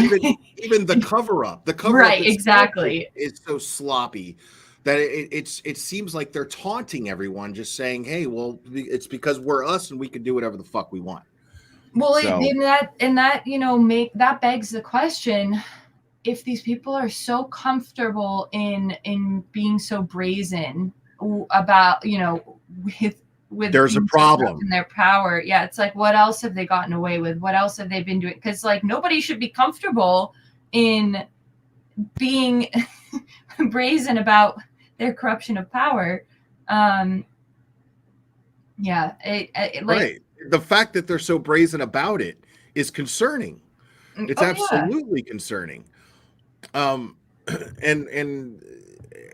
yeah, I just, and this is what's making everyone so mad. And then you've got exactly what's happening with this case, and then their answer to Turtle Boy and the protesters is just lock them up, charge them with a crime. Like they're not even trying to hide their abuse of power in that case too. So in those cases, yeah, it's incredibly problematic when you've got the same police officers or investigators who are being accused of corruption and covering things up in the John O'Keefe murder investigation, who are now targeting all the individuals who are either exposing or calling out their corruption, being critical of them, or who are simply exercising their First Amendment right. And that may include something that's drawing attention to their corruption. Like when they're specifically targeting all of those individuals to try to further silence them, that doesn't inspire confidence in the public, because it just reaffirms the notion that they do have something to hide. Right. Yeah. I mean, it's again, the locking up of Turtle Boy and the charging of the Canton Nine, and especially the evidence that we've seen in regards to the Canton Nine being charged the way that they were. It absolutely just shows this blatant abuse of power.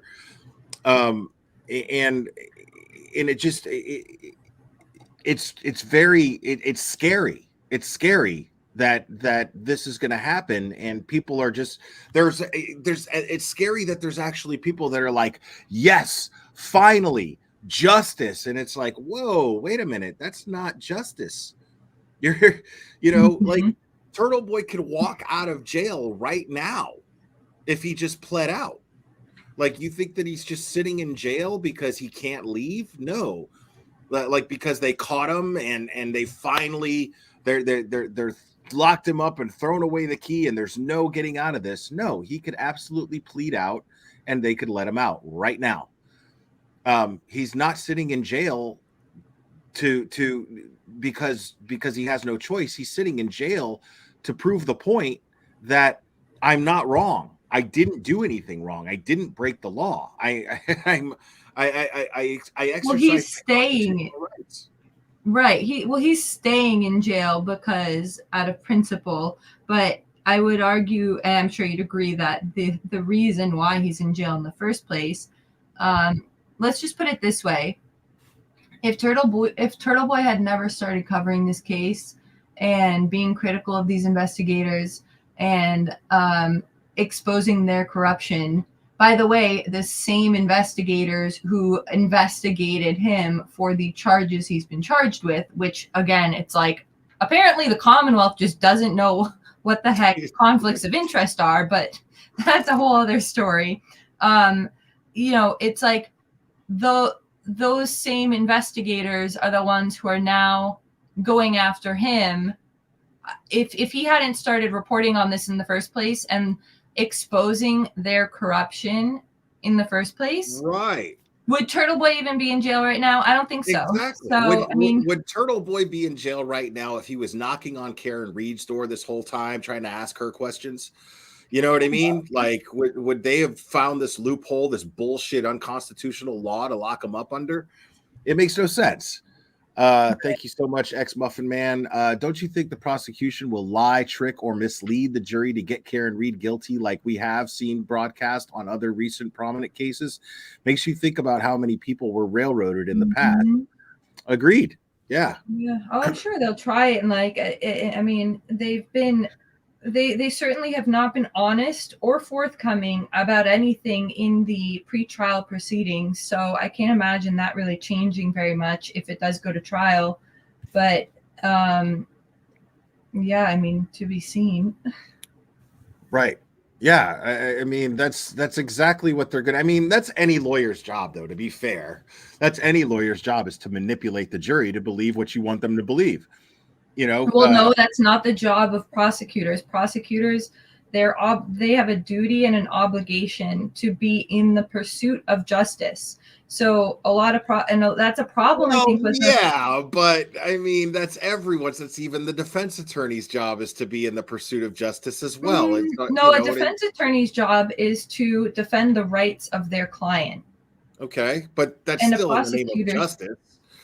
You know, yeah, but I guess, sorry, what I'm more specifically, a prosecutor's job is like justice is intended, justice meaning the truth, getting at the truth, because it's not justice if it's not the truth. Right? Well, I see what you're saying, because the prosecutor is obligated to present, when you say their job is to seek justice, their job is to do this ethically, in the sense of it's their responsibility, it's their obligation to present facts and evidence, because it's also their job to protect the rights of everyone, including the defendant.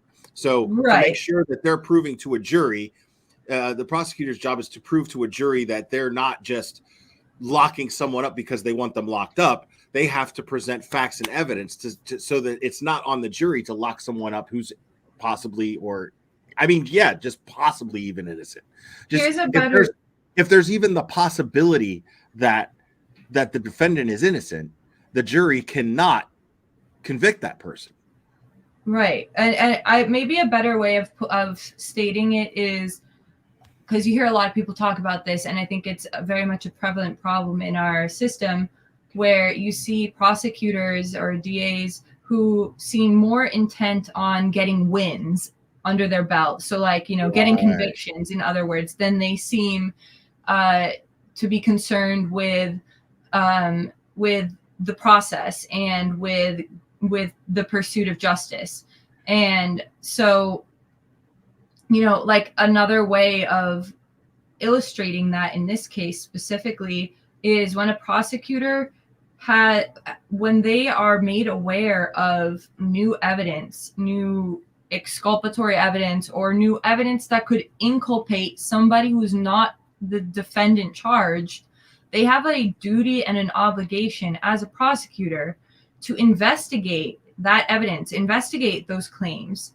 Right. And so like the failure to do so in this case is another would be another example of misconduct, prosecutorial misconduct.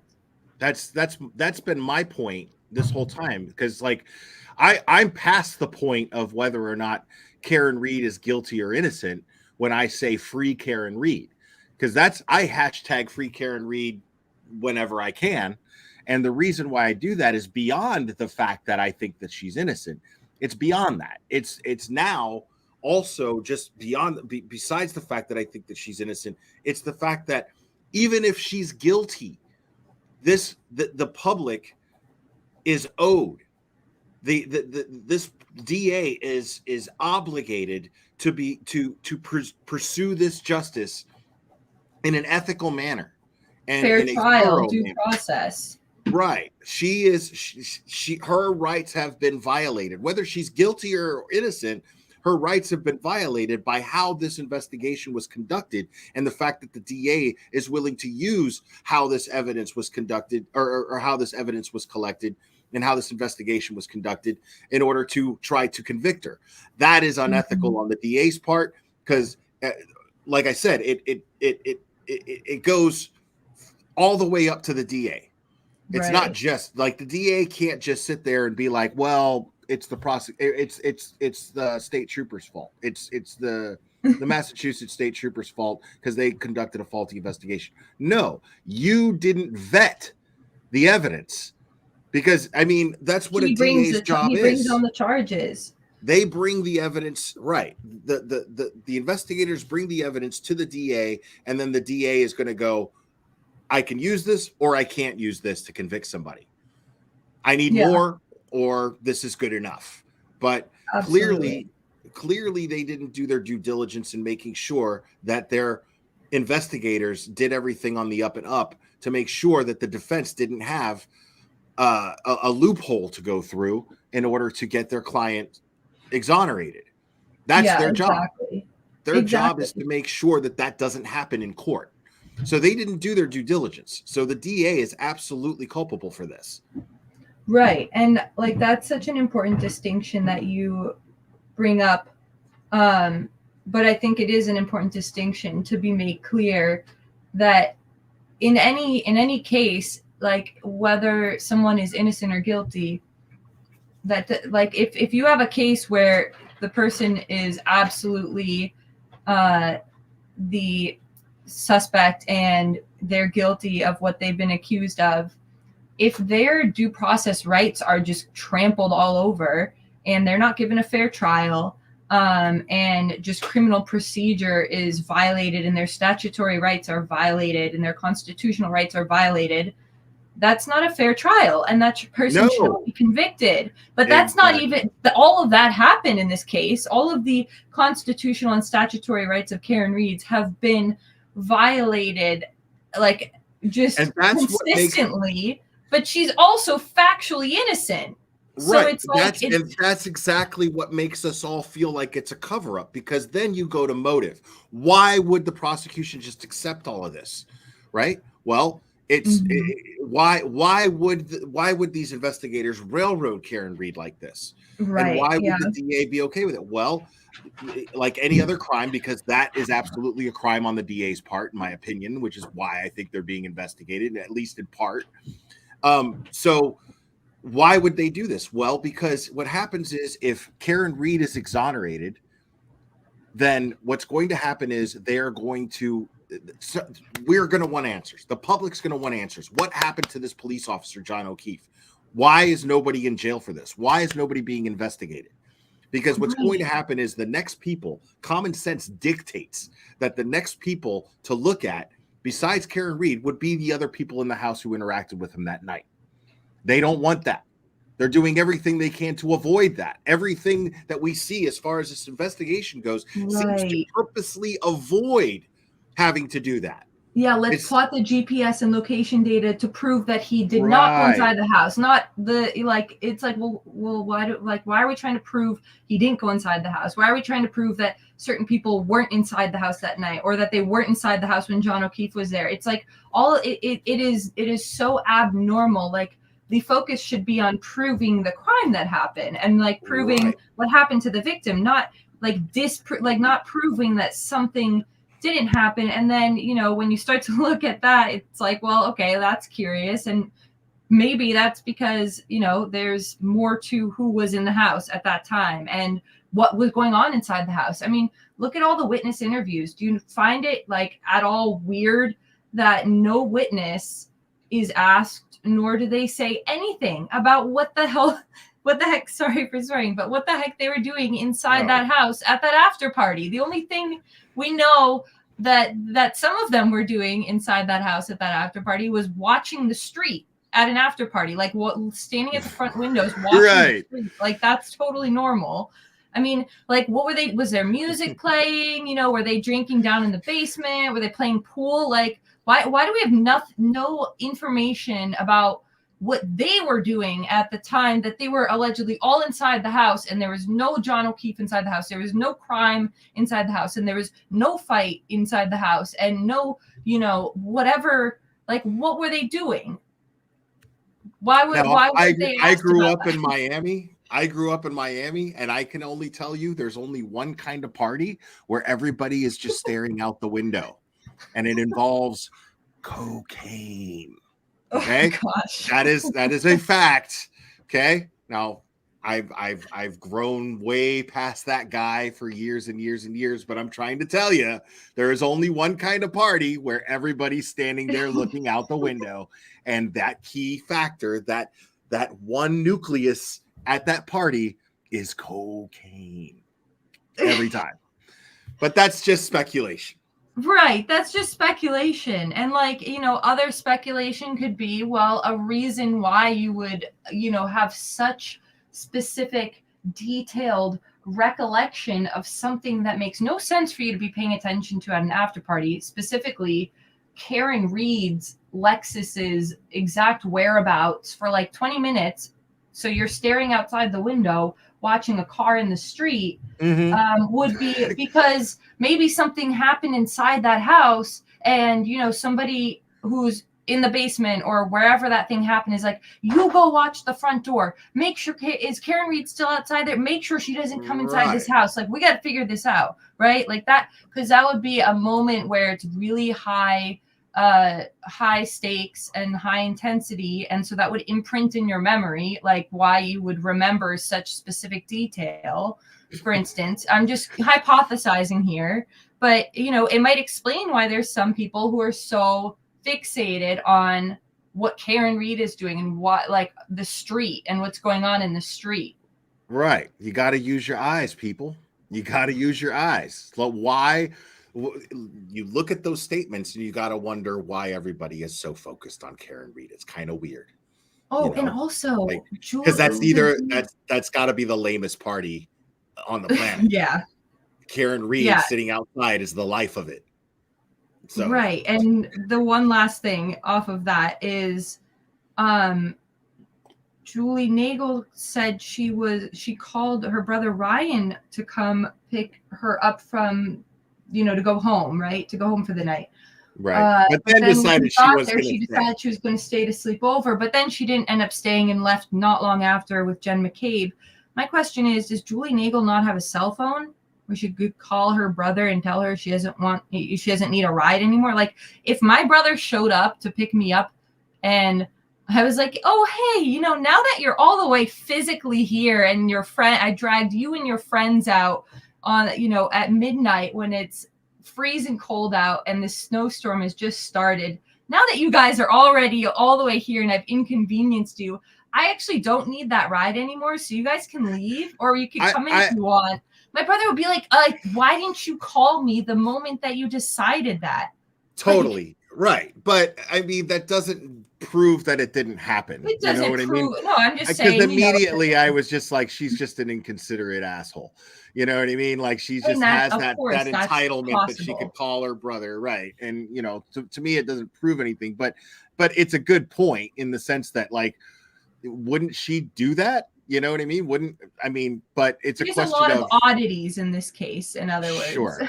Sure. I mean, but I agree with you. I mean, any decent person would be like, oh shit, let me let him know that I don't need him to pick me up, and for all we know, she texted him and he wasn't looking at his phone and he didn't get the text and didn't see it until he got there. Of course, yeah. Maybe his phone died. There's a million possibilities. You're right. Right. But at the same time, it's like you take that along with all of the other points made. It's weird. You know what I mean? It's was it followed up on, I'm just thinking cops are presumably inquisitive by nature, they should be at least, right? Investigators, right. That's kind of the whole point. Wouldn't these things be followed up on? It doesn't inspire confidence in the public when you are realizing these questions, you are asking these questions, but the investigators didn't seem to occur to the investigators. Right. And that is the weirdest thing in the world. Like, why are we asking these questions again? Full circle. Why are we asking these questions and the investigators aren't and haven't? Why? Why isn't Jennifer Coffendorfer concerned about all these oddities and irregularities and unexplained things in the investigation? She should, you know, be the utmost concerned as a ex-law enforcement. I mean, right. She, as an expert investigator, which is why she's even on these panels. That's why she's even on Court TV or News Nation, because she's an expert in investigations, right? So why isn't she asking these very simple questions? And why is she just jumping to the conclusion that Karen Read is guilty with absolutely no data to back up her theories? And she doesn't even seem to have any theories when you think about it. That's what's really weird about it. The state doesn't have, their theory keeps changing. So, and why the fuck does she seem to be the only person on the planet to know all of these details about what happened to Chloe? Why does she have Chloe's biography and nobody else on the planet has this? Well, Chloe the dog. I don't. Right. Oh. I don't understand. She has the whole. She has. I mean, she could write Chloe's book, but nobody else has any of this information. Why? But Will, just remember, Will, that Trooper Michael Proctor, who lives 0.5 miles away from 34 Fairview, he lives in Canton, Massachusetts, that he and his partner had to rally up. They had to go to the barracks and rally up, and that's why they inexplicably took. Let's see. He was first contacted at 6:38 a.m. and made aware of the situation. Hold on, 1 second. Oh shit, I missed it. Make that call again, please. I think Turtle Boy's trying to call, but I missed the call. So, that would be pretty cool. Try to make the call again.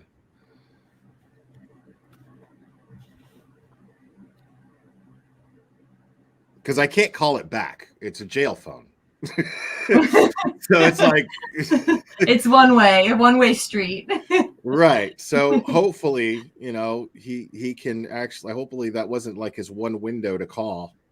But yeah, this is the second time he's tried to call and I missed it.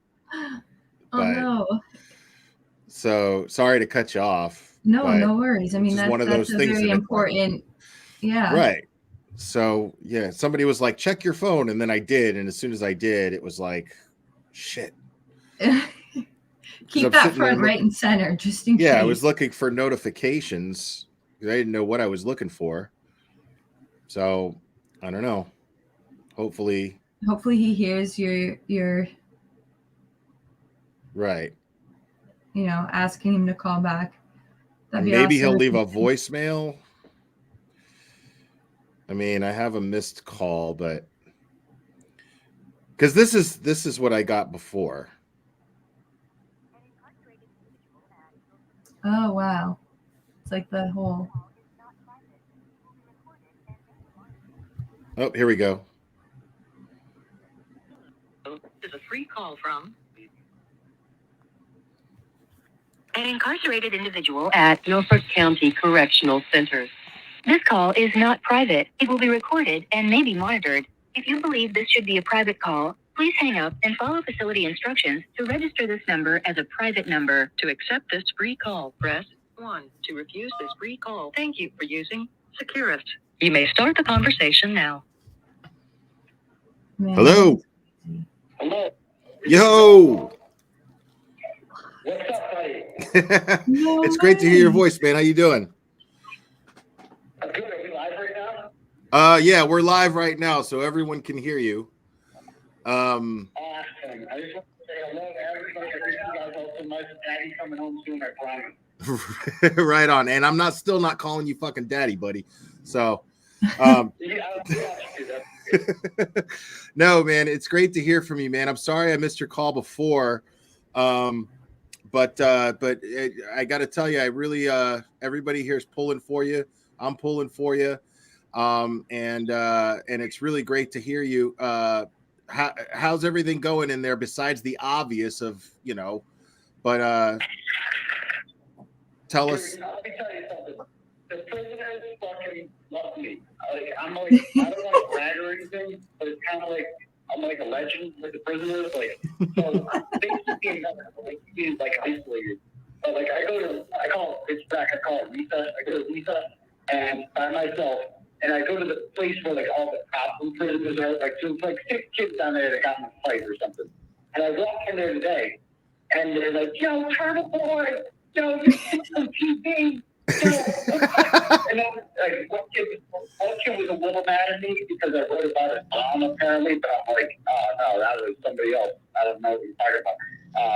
But you know, they all like me, and they're all like, "Yo, Turtle Boy, what's up?" And like one kid was like, "Yo, Turtle Boy, you wrote about some girl who pissed in the elevator in high school in 2016. I'm like, I don't remember that, but I believe you. That's pretty cool.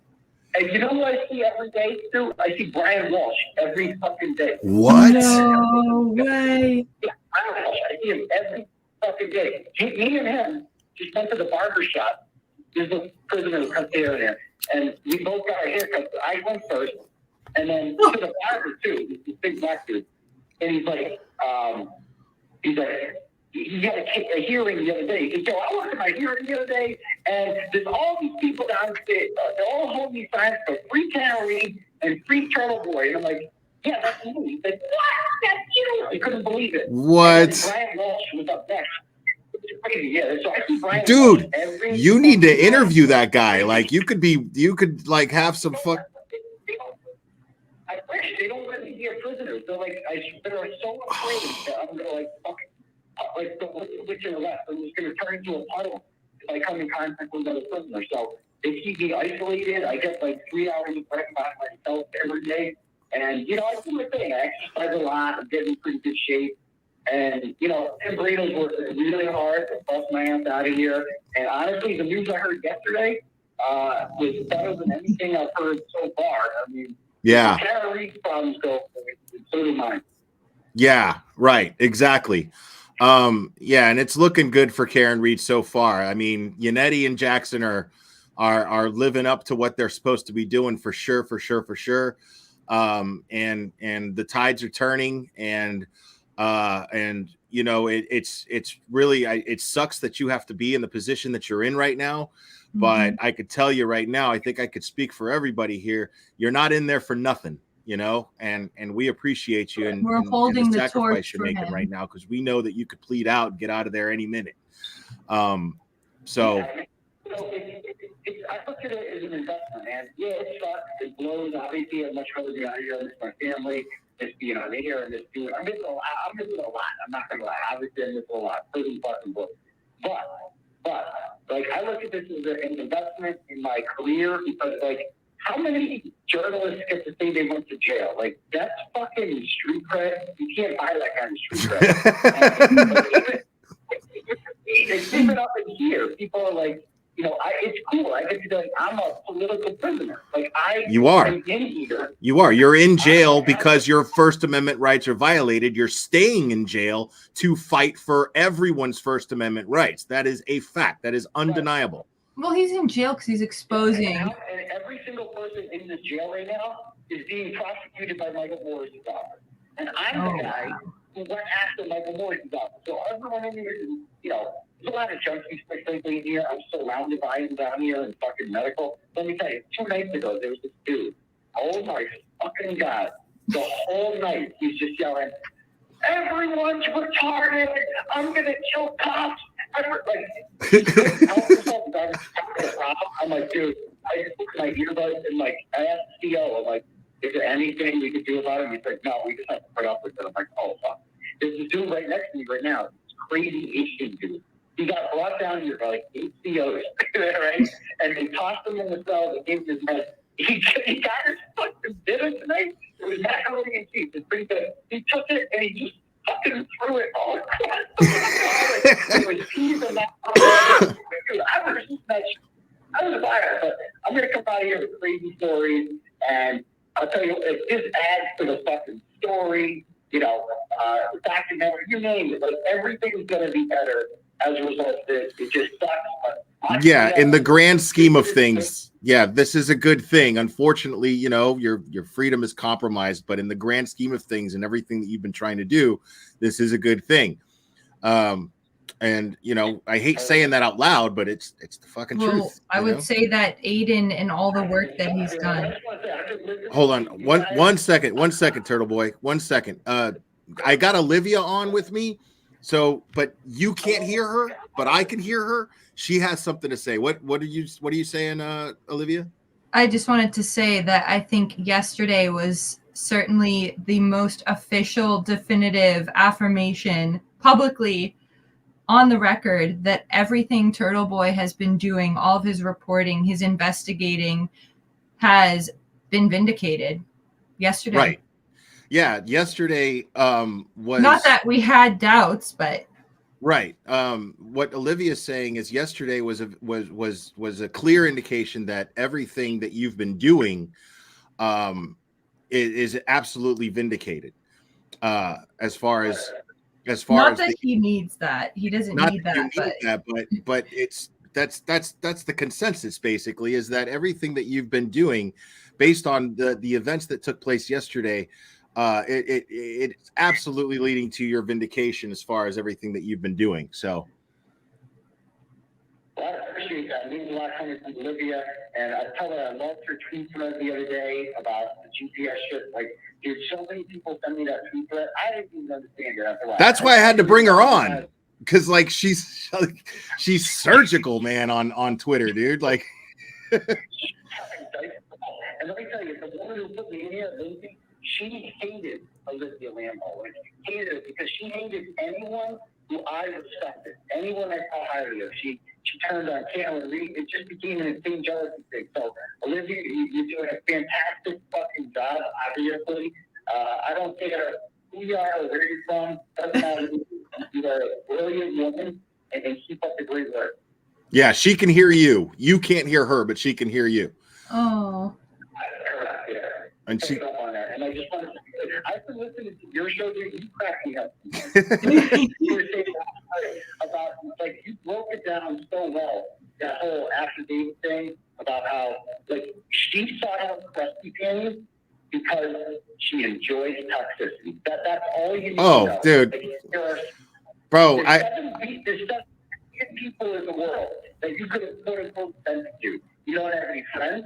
You don't have any family to vent to. No. You have to seek out something called crusty panties. Bro, like I'm telling you right now, I never met that woman, but I dated her like 20 times, bro. So, like, I'm telling you, like, I fully understand the situation. I promise you, I do fully understand. I'm holding back. So, I'm glad the truth is coming out. I'm glad that nobody believes any of this nonsense. It was all set up by the state police. It's all part of it. I hope people see the bigger picture here about the desperation of the Massachusetts State Police. They know that they're going down. They were so desperate that they had to go and seek out a mistress and be like, what did he tell you during pillow talk? And did he tell you anything about Karen Reed? Right? That is what they had. That is how desperate they are. And that in and of itself is enjoyable. Totally. Like when all this is said and done, there's going to be an inventory taken of events, and that is going to be a major aspect of it. That's going to be in that inventory.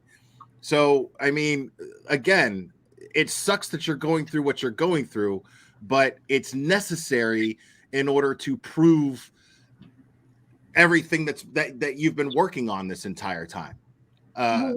What better way to prove corruption? I mean, I wish I could be out there yesterday. I totally wish I could be out there with the people live streaming, enjoying this. But just know, people are sending me everything. I'm reading it all. I'm consuming it all, and I'm enjoying every fucking minute of this.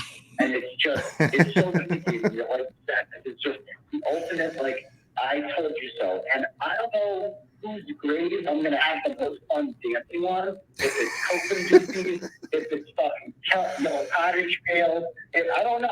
The list goes on of people that I am just going to enjoy. Carl, like, right. And you got nothing but time to think about it.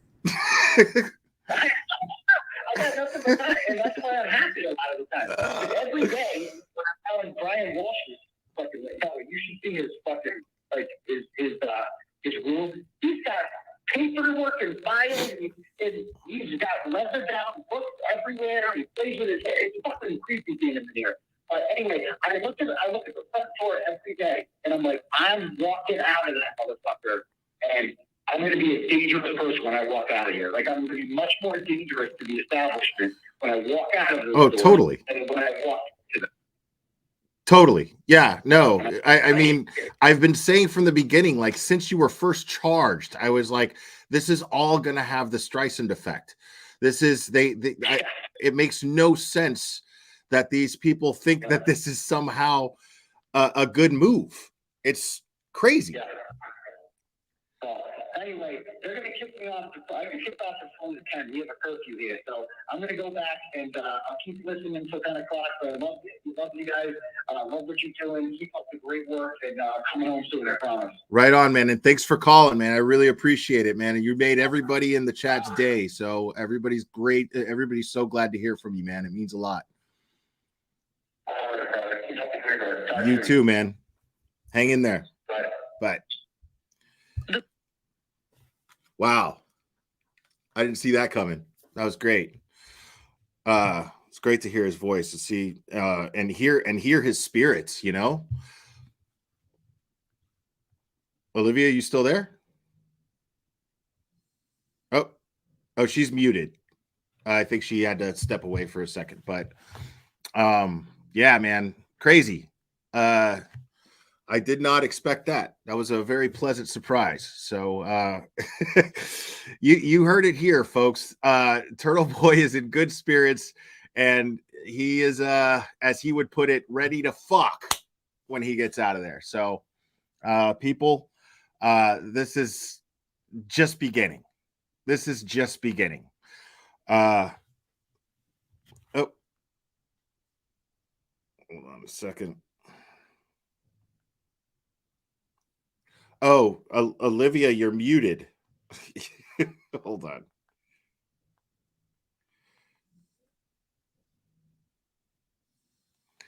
Okay, she's texting me going, I don't know what happened. Let me see if I can unmute her. I mean, I should be able to. Nope, it's on her end.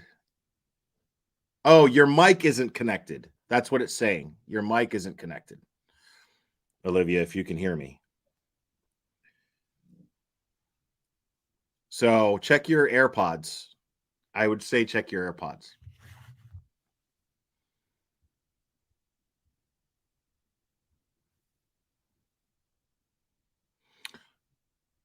Oh, I don't know what's going on.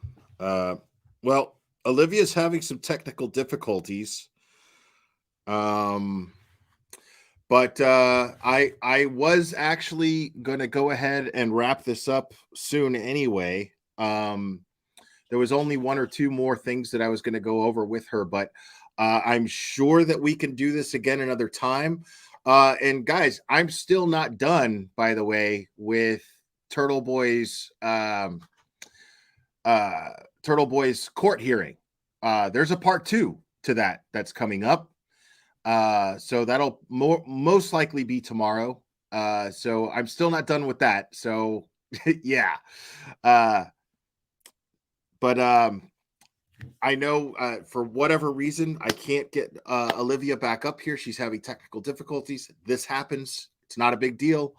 But I'm sure that I can get her on here again. I hope so.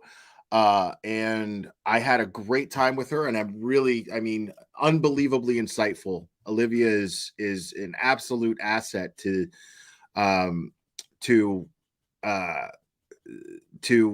proving Karen Reed's innocence. And this is extremely important. And I got to say that I'm extremely grateful to her for all of the work that she's doing on Twitter, because she's not getting paid for it. You know, this is just something that she's passionate about. She has nothing but the need and want for justice driving her. And that is incredibly respectful or respectable. and I think I could speak for all of us in the chat here that we're grateful to her for that. So, but I want to go ahead and say thank you to her one more time, and I want to say thank you to Aiden Turtle Boy for calling in, because so many of you were just wanting to know. All of us were wanting to know how you were feeling, and it was great to hear you in good spirits and hear that you are still absolutely on fire for justice for Karen Reed, and can't wait. Oh, wait, Olivia, there she is. There she is. Oh my goodness. I'm like just having all the technical disasters tonight. It happens. It's a very apologize. common thing. It's a very common thing. So don't worry about it. But no, thank you so much for joining me. Thank you so much for having me on. I'm glad we got to finally get together, and what a surprise. Yeah, absolutely. When it comes to this case, you have an open invitation on this channel to any time you want to come up here and discuss the facts of this case, because your perspective is incredibly insightful, and everyone here is grateful for it. And how was that, man, to hear from Turtle Boy? I'm sorry he couldn't hear you. Wow, but that was awesome. I mean, I think everybody was pleasantly surprised by that, and it sounds like he's gonna have a lot of insane stories. Getting his hair cut next to Brian Walsh. what the fuck was that, dude? Yeah, so he's in segregation right now, which in a way, like, I'm glad that he is, you know. Mhm. Like, if I'm sitting there and I'm in jail because I'm blowing the whistle on the prosecutor, on the DA's office, that every case in there is under, I'd want to be alone too. I'd be scared out of my mind. So I would prefer to be alone, most definitely. So if I were him, in theory, I'd be happy that I would be in segregation. I mean, being alone sucks because you want to interact with people, but at the You same might go time, insane. right. But it's good to know that he's actually getting a lot of support in there, and it's something that I didn't expect to hear, that so many people are cheering him on in there. So Mhm. he's doing really well. So I'm really excited to have heard that. Yeah, that was really cool to hear from him. Yeah. So yeah, man, Olivia, you were incredible. Thank you so much for all of your insight, and I really hope we can do this again, because there's still a lot to go over. Yeah, totally. Um, Thank you so much for having me on. I really appreciate it, and I've enjoyed watching your coverage of the show. It's been awesome, and you keep things light with such a the serious nature of the case. When you break it I down, mean, it's like you I have to. appreciate the laughs that you bring every once in a while and everything, and Well, as everybody who's serious as watching. it is, there's also this balance of how fucking ridiculous it is that you just have to laugh Absurd. at. It's absurd. Mhm. Absolutely. And I mean, it's just in my nature to find humor in things like this. Like I'm a big Oh, fan of you have to. irony.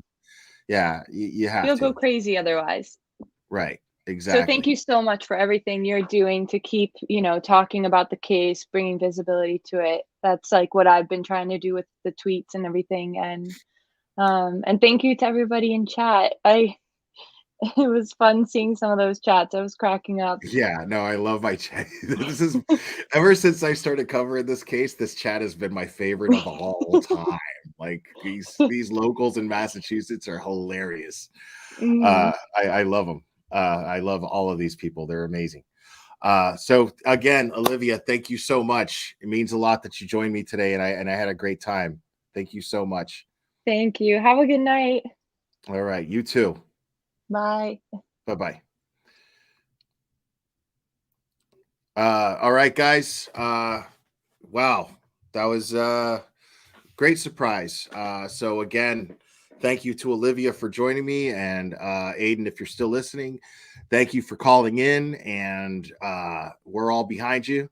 And we hope that your stay is as comfortable as a stay in your situation could possibly be. And we are all rooting for you to get out soon, but we all also very much appreciate the sacrifice that you're making currently.